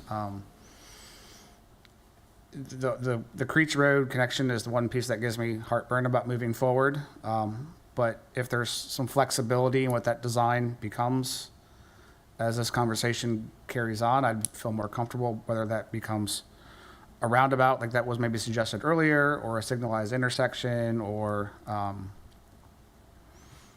if the plan offers that flexibility as it moves from master plan into construction documents, I would feel more comfortable. But if we're evaluating solely on here, I might want to wait to see how that conversation evolves, because that is such a important intersection, and I think there's multiple options for it to make sure that the town is happy with the alignments and the and all those components. So I know Ms. Harrison said that as they get into CDs, there'll be some adjustments anyway based on further review, but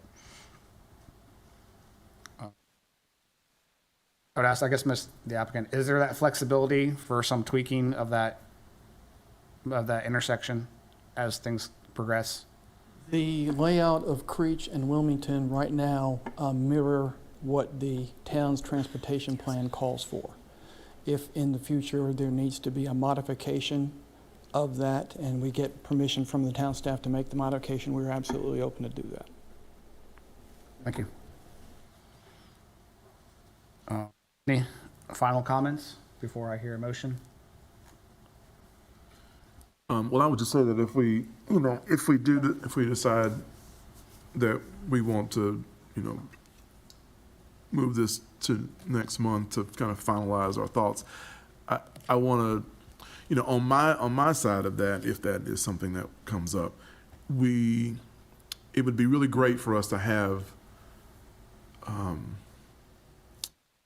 of case studies that show good examples of what we want to see, like in the document, like without something that's missing. Does that make sense?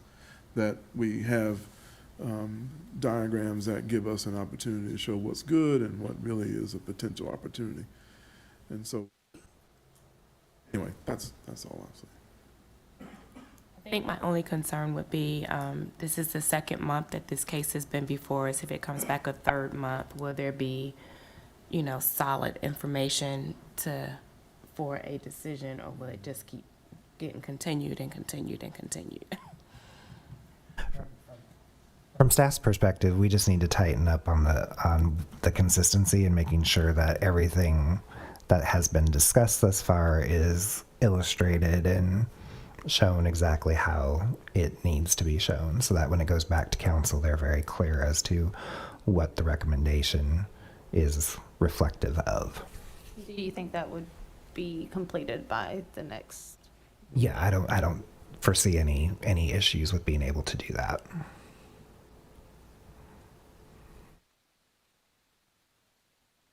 So Jeff, if we went ahead and recommended it to council, could you all still do your revisions to your We could, but to be completely honest, I don't know off the top of my head if it's going to, given the cases, the very limited number of cases that we've reviewed thus far against the new plan, just how far the pendulum swings to say that we feel comfortable saying that it's consistent as opposed to inconsistent. That's the only part. So that's the thing that I would want to avoid, is potentially passing it forward with a statement of inconsistency, and then we go back and we're like, oh, we actually could have said this was consistent.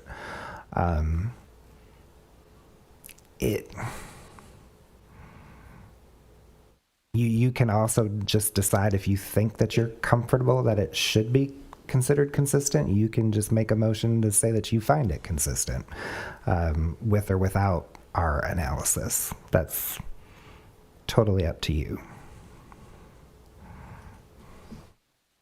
I mean, I might argue that given the road extensions, that they break up that property, essentially bisecting it, which completely changes what you can and cannot do within that space. Looking at this, I don't know that there's much opportunity to create larger central gathering spaces and keep any number of product. Like I said, maybe you can lose a couple in that single family side to make that one space bigger and more prominent. Maybe on the townhome side, you could push some of those units to the property line and create more of a central lawn space in between. Take those townhomes and push them to the northern property line, push them south to sort of your wetland line, and create more of a central green space. But you're going to lose product probably. But aside from that, you're kind of pinched. You're absolutely correct. The road configuration of that road that runs to the east, we're pushing minimum curve radiuses in about 6 different ways. So that's, the road basically designed itself for that spot. And that's one of the reasons why we have a larger green space to try and an overall open green space to try and make up for that and the connections to the greenway. The things that I had mentioned earlier that about would could possibly give us some more consistency points, I want to be clear. We're not inconsistent anywhere. So we're just trying to be more strongly consistent in this thing. So I just want to make that clear. We're not inconsistent anywhere. I do have one comment. You were going to perhaps tweak this if it comes back next month and show the northern trail. Along Creech Road, where it currently kind of bears to the left, the way it's designed, it almost has a double S in there. Is there some way to perhaps straighten out that first curve so you just have you're coming up Creech Road straight and turning onto the potential future Creech Road? Because right now you're kind of coming bearing left and then you're going to bear right. And it would seem to make more sense to... Creech Road, south of our entrance, we're actually building to half of its full potential. We're adding lane, curb and gutter, and sidewalk to that entrance, and then existing Creech goes off to the north, and then what's being aligned there is kind of a hybrid that when the connection of Wilmington can be done. And we've left the open space and the grading for Creech to be brought all the way through the project through its wide dimensions. So we're doing all we can. We have to do this to get the traffic because of the extra adding a lane of traffic and curb and gutter and sidewalk on the south side of the entrance. But also we've set it up when Creech comes through, it's already set in place. So that's the configuration of what's there. The stuff on the south is basically just adding is existing Creech, adding lane, adding curb and gutter and sidewalk. Yeah, I was just wondering if that curb and gutter and sidewalk could be shifted to the east just a little bit to smooth out that turn. That was my question. But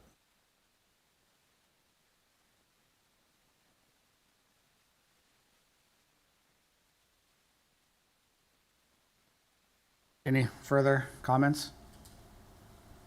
Do we have a motion? I'll make a motion.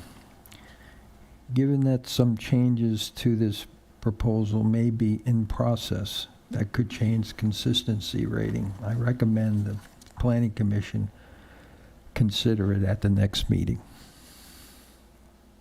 Second. The motion to continue the case to the next meeting is on the floor. I'll call the vote. Avon. Aye. Blasco. No. Carson. Aye. Jefferson. Aye. Hodges. No. Voiland. Aye. That's 4 ayes. The motion to continue passes.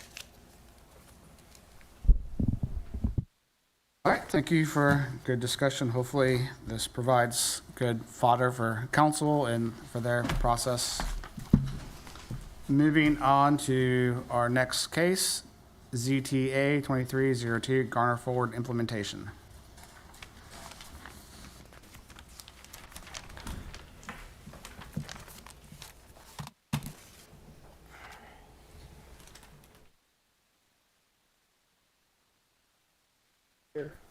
would it be possible perhaps take a 10-minute recess? We still have to go through the whole memorandum attachment. Yeah, we can do that. There's been a request to take a 10-minute recess, so we will recess for 10 minutes. See you back here at 9 o'clock.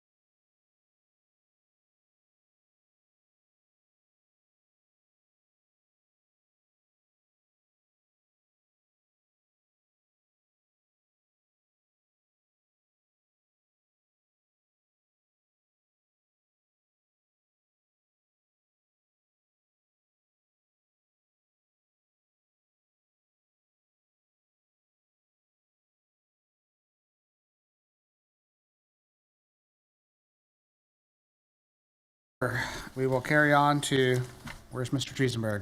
It might be a little late. Can we carry on without him? Well, it's his presentation, so probably not. Can't. When he asked me if we were ready, Come on. when he asked me if we were ready, I should have looked over.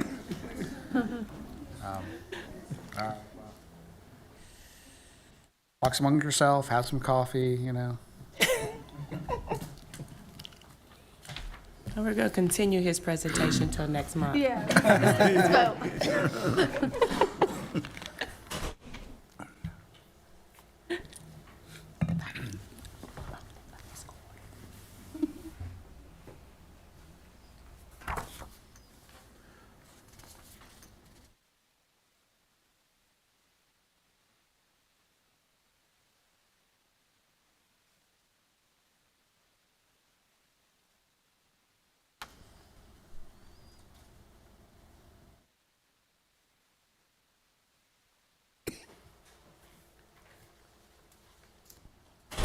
We voted to continue to next month. Final comments. You're on a roll. Please have your summary to us by Friday.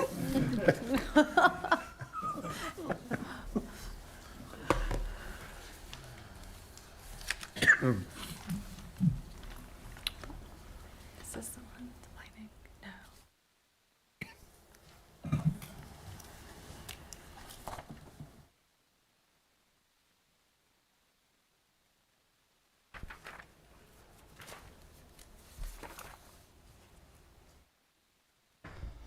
All right. Are we ready? Yes. Okay. I am going to try to just focus on giving you a very high-level overview of these text amendments. You will note that in your packet, you did receive a kind of an accompanying memo trying to help explain the purpose and intent of each of the text amendments. Admittedly, I've had the luxury of time at 3 different meetings with the council to be going over these. So again, I realize you're just we're trying to compress this into one, but hopefully it's fairly straightforward. The main goal of all of these various text amendments that are included in this package are all aimed at implementing different parts or better implementing parts of the comprehensive plan that we just approved.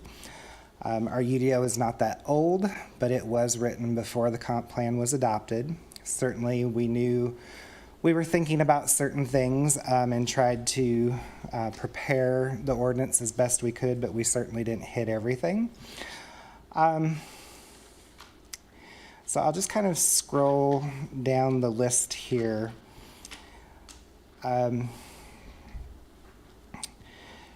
There's a few, one particular thing here with the applicability matrix of the nonconformity section. That's Article 2.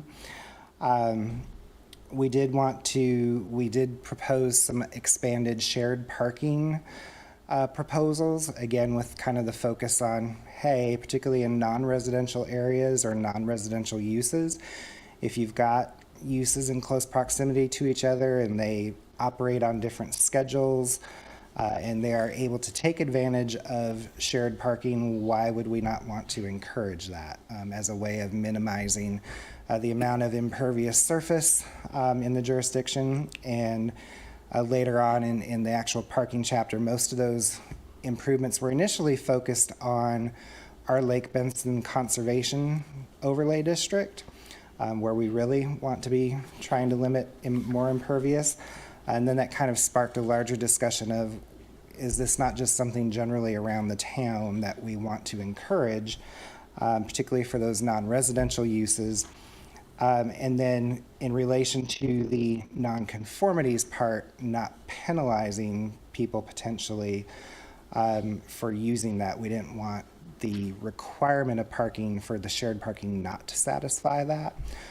So we wanted to clarify that in the nonconformities. In terms of the special use permit application process, we have had extensive discussions about the thresholds for when special use permits will be required. For the moment, we have settled on a slight revision. Currently, it's a little, we've had to interpret it as any development that has over 100,000 square feet of development has to have a special use permit. It didn't specify whether it was an individual building or if it was a collection of buildings. We really felt that the intent of that to have the amount of impact on the community at large, that it really should have been geared around the size of individual buildings. So we have made that small clarification, and then actually raising that up to 250,000 square feet in very specific circumstances. One being if it's in an activity center district, that's a type of development and a type of zoning we want to encourage in specific areas of town. So we don't want the special use permit process to be a hindrance for that unless it is truly a very, very large building. And also for developments that if they're in the corporate limits at the time they're making their site-specific application, if we're seeing a master plan, not that much is really going to change between master plan and site plan. So again, do we need to be weighing that down with another special use permit process, again, unless it truly is a very large development, large building. Similarly with upper story residential, again, a type of residential that we want to encourage. We want to see that vertical mixed use play more of a role. So again, considering not quote unquote penalizing that by making it go through an additional special use permit process. If they were to be part of those more than 200 units, those units would not count towards that.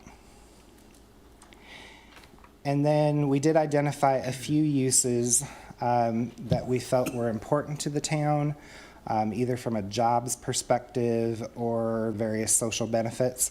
So we've identified 3. One would be a new research and development category that we're singling out within the UDO, and then hospitals and ambulatory health emergency care facilities.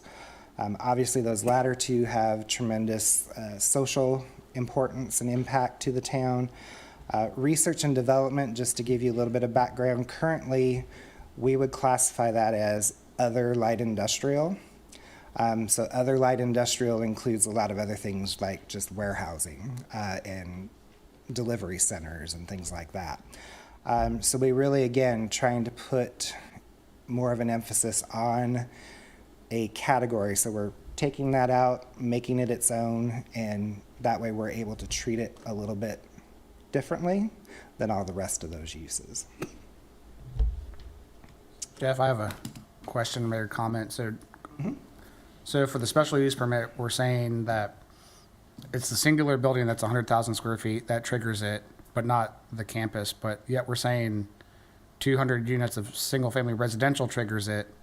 Should there be at a point at which a campus, and I don't know that we'll be in a position to ever have a campus, but should there be a point at which the campus triggers it? Whether it's total square footage or, I'm just thinking, if you have 200 single-family homes at 2,000 square feet, that's,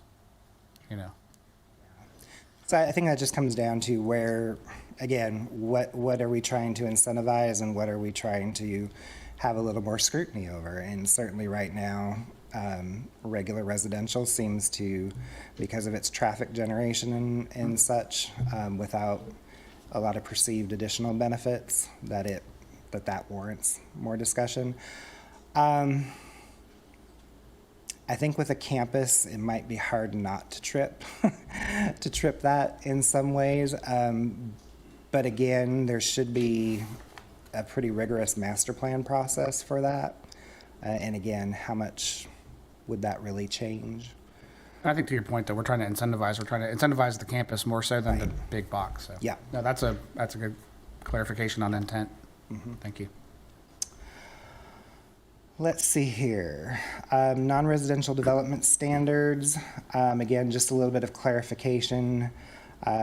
And again, within that CMX district, currently those had to have a special use permit. So again, trying to eliminate some of the need for that, where if we have mixed use and non-residential buildings, that specific to the height limit, exempting those from any of the height limit considerations of having to go through that special use permit. What we've found is that in that CMX district, it should largely be self-regulating, meaning that the larger the site, it's going to have to be a large site to accommodate a larger building. And so the way this is set up is you can have a taller building, but you have to increase the setback to go that higher height, taller height. And so obviously with a small site, that's not going to be an issue. People aren't going to be able to increase their setback because there's just not as much room to work with. So the idea there is that, yes, we would allow taller buildings by right, but they're going to be pulled further back from adjacent development anyhow because the sites are larger to begin with. So the relational impacts from one use to the next would be minimized.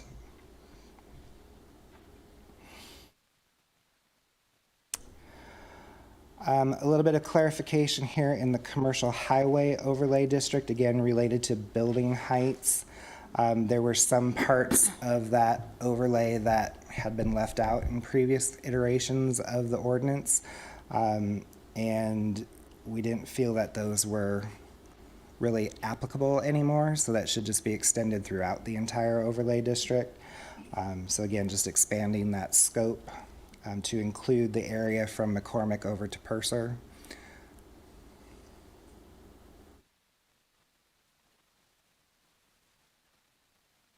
Then we come down here to the limited access highway overlay. That's the one that applies to I-40 and to 540. Again, just a little bit of clarification here to match up with some of the other parts of the ordinance. So settling on a 65-foot minimum building setback that would allow for the preservation of the 50 feet of undisturbed land along the interstate corridor, but then allow taller buildings to come up closer after that. Right now, that interstate overlay wants to push taller buildings further away. And if we're trying to encourage more of an activity center type development near interchanges, particularly this was drafted thinking about 540, do we want to be pushing these tall buildings thousands of feet away? I think the answer is no, that we still want to protect the immediacy of the area right adjacent to the interstate, but after we have that nice stand of trees, mature trees and vegetation, why does the building have to be, pushed further away? Why can't it be brought up closer?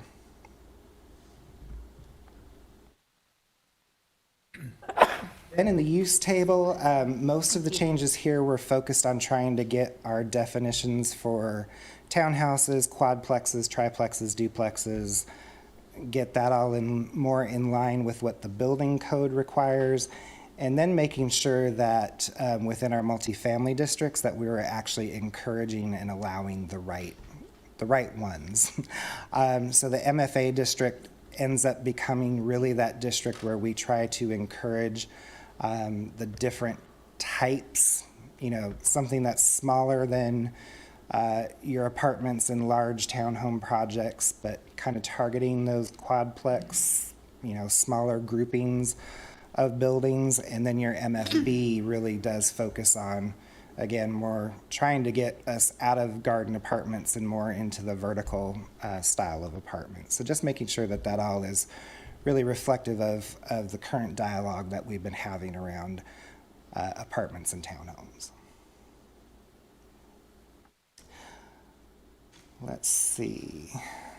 Then we also, within that MFB district, again, because we were trying to put the focus more on taller buildings, and trying to recognize there that, hey, really for vertical mixed use, we have the AC district, the AC zoning district, which lines up pretty well with the comp plan when we're wanting the 4C type intensity development that the comp plan calls for. And we certainly had districts that targeted kind of the 4A, the low rise, but we really didn't have a district, we found out, that fit really well with the mid-rise development, that's 6 to 10 stories. And so the MFB, again, because we were trying to increase the height of that anyways with the residential portion, seemed to be a natural fit to go ahead and why aren't we introducing those uses that an apartment dweller would like and probably appreciate on the bottom floor of their building. Because right now we just didn't have any non-residential uses in that MFB category. So we went through, and you'll see in the use table a lot of additions here with Ps for, maybe there's a small higher education classroom, office uses, medical offices, sit-down restaurants, daycares, gyms, those personal professional services, and those smaller retail type things. Everything that you would want to see in a vertical mixed-use building that we just didn't have. We didn't have the right tool in place, so this would allow for that to happen. Moving into Article 6, again, this just reinforces some of that effort to hopefully make the Activity Center District a little more attractive, and then also to formally introduce that research and development category. So you see that noted there. Then in 6.4.4, again, that's just more of the realignment of the various types of housing that I talked about related to the MFA and MFB. Then you see the actual definition of research and development. That came straight out of the NAICS codes that the federal government maintains. So I'm not an expert in research and development. Nobody on my staff, to my knowledge, is an expert on research and development. So we figured that that would be a good place to start, that if they qualify for federal government kind of understanding of what it constitutes, that'll be our definition as well. Let's see here. Moving into Article 8, just a little bit of clarification here again on some of our open space and the recreational open space requirements, trying to get the actual UDO text to line up more with what the comprehensive plan is calling for and recommending. Particularly of note, there's some things where we were more clear about what counts and what doesn't count as open space. Also, there is a requirement as well now for non-residential development to have open space and recreation space as well. And also just clarifying some things about, how much has to be allocated to which type of open space. So a lot of small, very small details in there, but important to make those distinctions to try and help us push developers to building and providing the exact types of open space that we would like to see.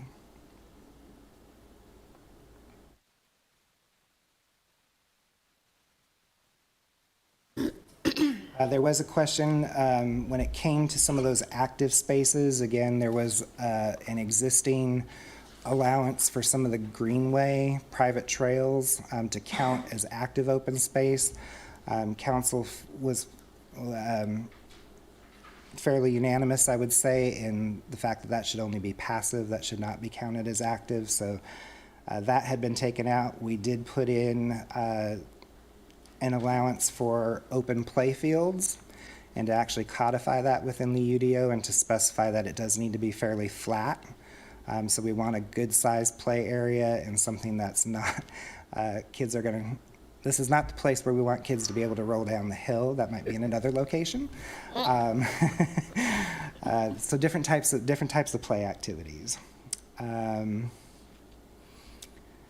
Let's see here.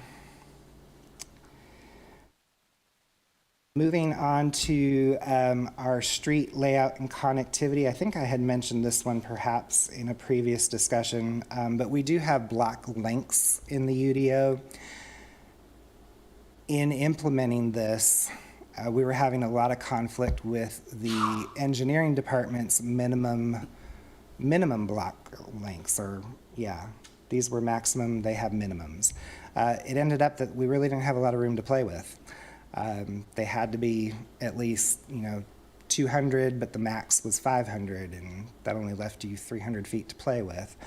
So there were just a lot of things that didn't really work. And so we went back to our notes as staff, and we really felt that this was trying to get at the block face length. And we've talked a lot about that in some of these projects where you get a long street and it's just house after house after house after house. And there's a three-way intersection, so there's a break on one side, but then the other side it just continues house after house after house. So we really felt that that was the important thing, so we proposed to actually change that to a block face length. And what that does is, the way we wrote it, is it still encourages a gap in those houses that is at least equivalent to a local street. And there's lots of opportunities to use that space, because usually they're going to need some guest parking, or it may be a spot where they could put their playground, or a little passive seating area, or maybe they've got a greenway trail that runs behind, and that's a good opportunity for the trail to actually come out to the street so people can access it. There's actually lots of good uses for that, and it also provides that visual break. So that's been received, I think, very well thus far, and has actually been very helpful in talking with some of our site designers of how to break up their site and also meet some of the objectives in the comp plan that they might have otherwise struggled with a little bit, by just kind of forcing that to happen in some of these locations. So we're already kind of using that one, by the way.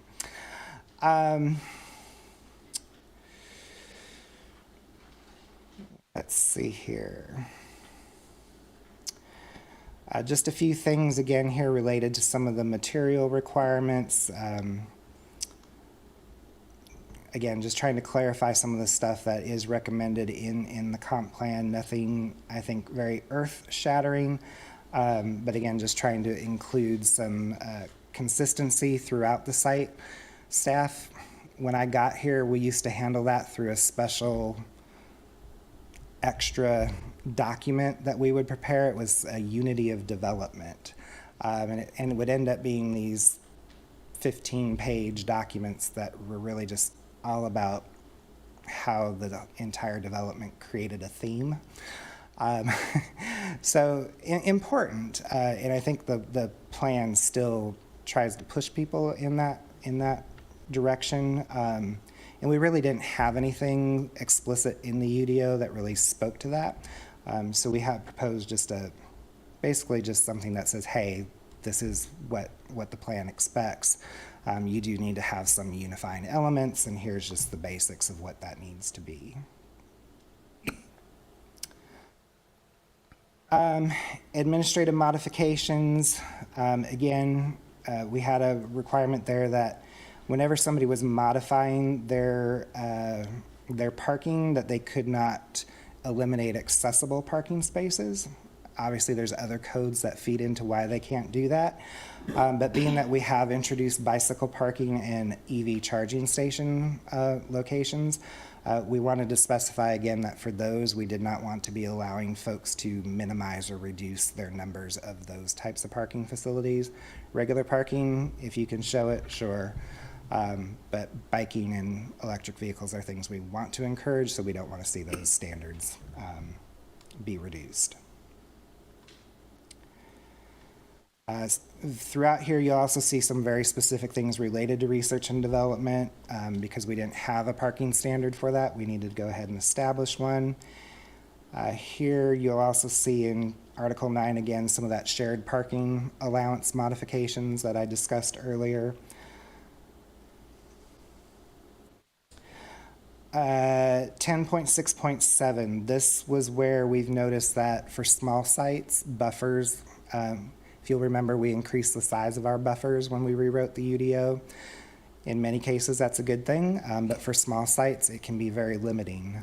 So if you have a site that's under 2 acres and you've got 55-foot buffers on both sides and your lot may only be 120 feet wide, it pretty much renders things impossible to do anything.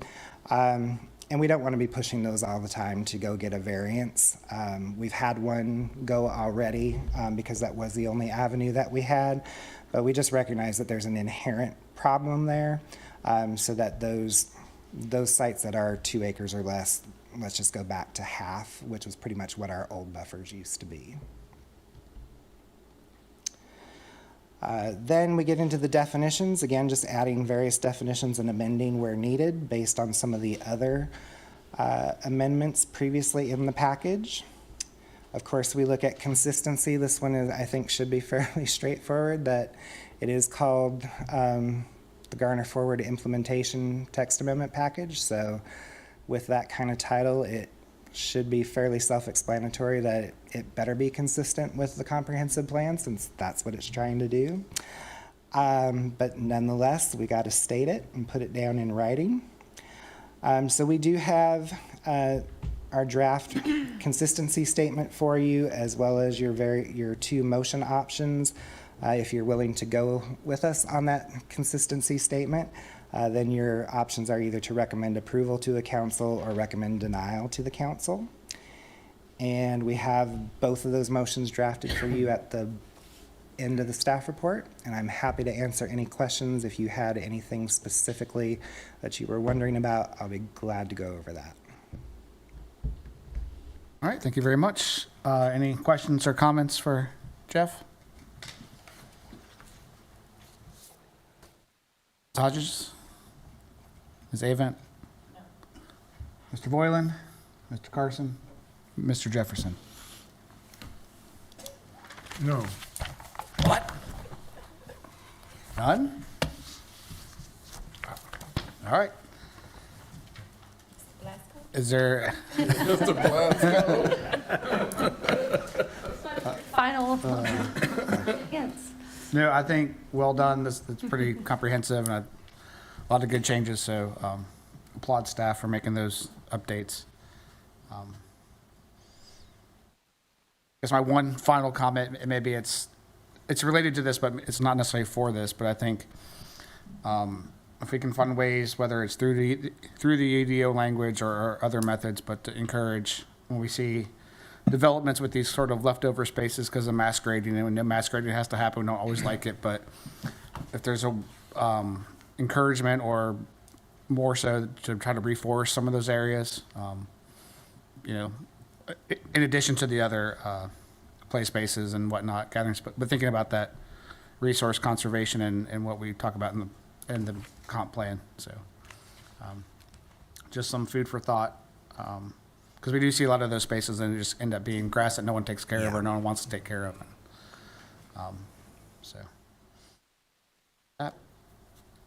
Do we have a motion?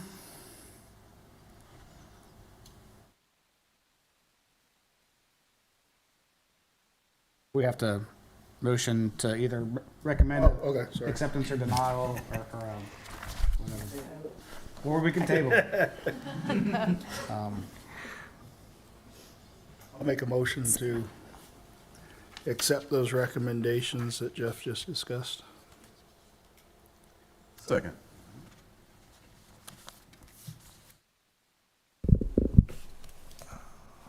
All right, so there's a motion on the table to recommend consistency and recommend approval. Accept consistency and recommend approval? Yes. All right. So that'll be that one. And the second, I'm sorry, was Jefferson. Okay. All right, the motion's on the floor. I'll call the vote. Gina Avent. Aye. John Blasco. Aye. Carson. Philip Jefferson. Ian Hodges. Michael Voyland. Aye. That's 6 ayes.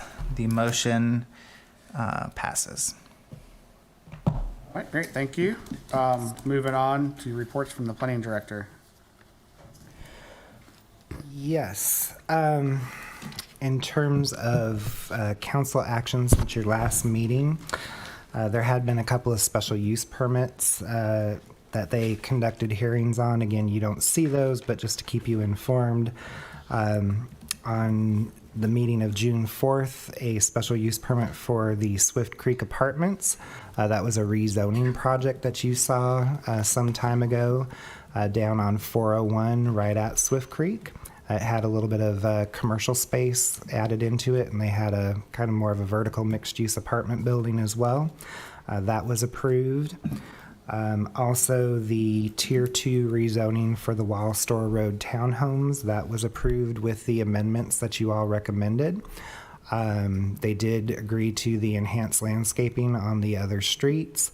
They did add a playground to their open space. And there was one other thing that escapes me right off the top of my head, but there were 3 things that they did agree to change for that.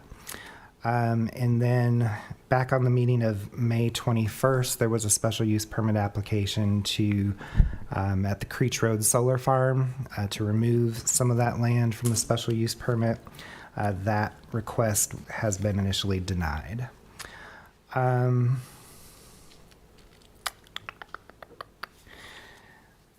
Then, just in preparation for your next meeting, just a reminder of that clarification email for the next meeting that I sent out. We will have at least a new member, hopefully 2, that will be joining us for that next meeting. So after the call to order, we will conduct any swearing in, taking of the oaths by those new members. And then after we do the adoption of the agenda, then we will move to elect officers for the upcoming year. So just be thinking about that. So I have a question about process on Yes. that one. So we'll open the meeting, we'll do the roll call, the invocation, swearing in of new members, and then at which point, then who facilitates after that point to the election of officers?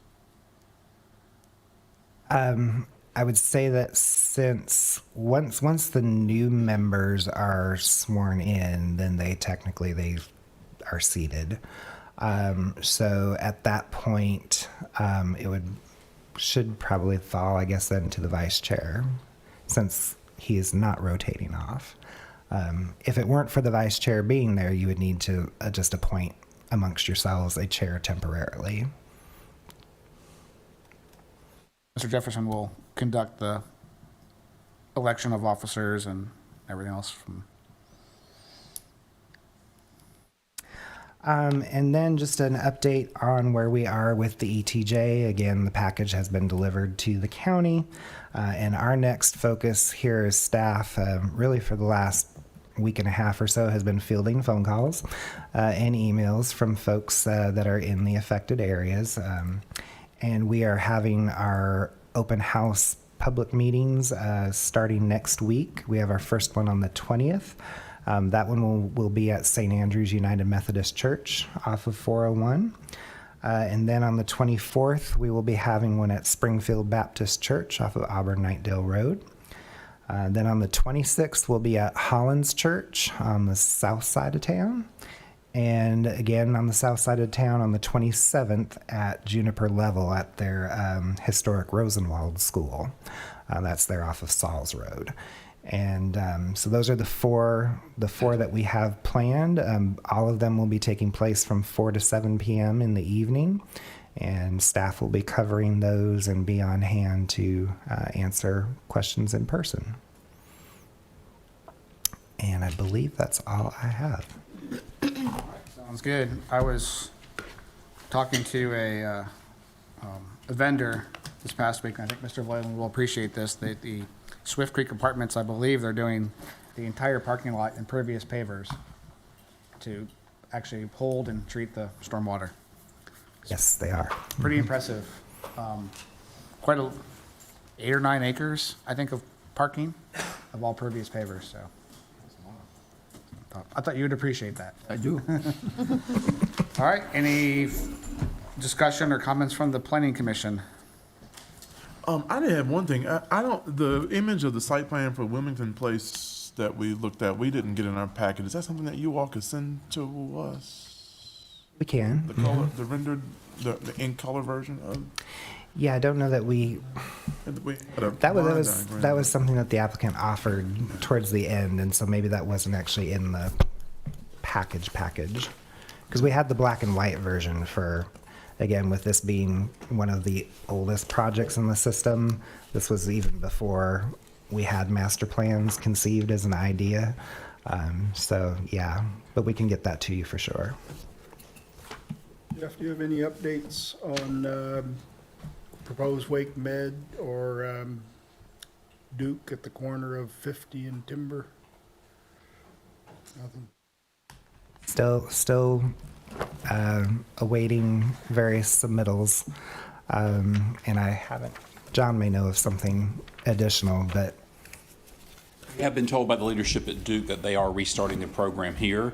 So again, that is a medical office building, not a clinic. I have heard it referred to as the Duke's Clinic, but we have been told that they are restarting their process now, and they mentioned that in an update to staff, and they've also shared that with the Chamber of Commerce in the last few weeks. So I don't have an exact timeline, but I think there was some reference of hoping to be considerably through that process in 18 months. So once we see something from a site standpoint, staff can update you. Anything else? Well, I will close out the meeting by saying I appreciate everyone. It's been a very interesting, challenging, fun, very unique experience over the last 7 years. So appreciate everyone's support and their trust in me to chair this board. You all have a lot of hard work ahead. I feel like what we thought was hard 6 years ago has gotten even harder as all the development pressures come along, all the so-called good properties are gone, and now we're left with the most challenging situations.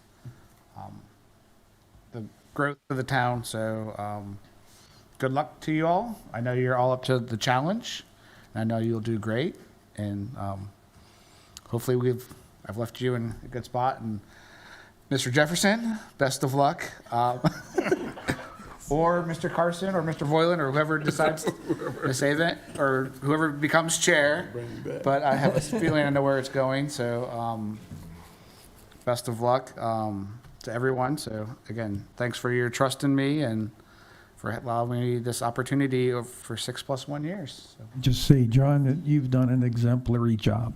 Amen. And it's greatly appreciated.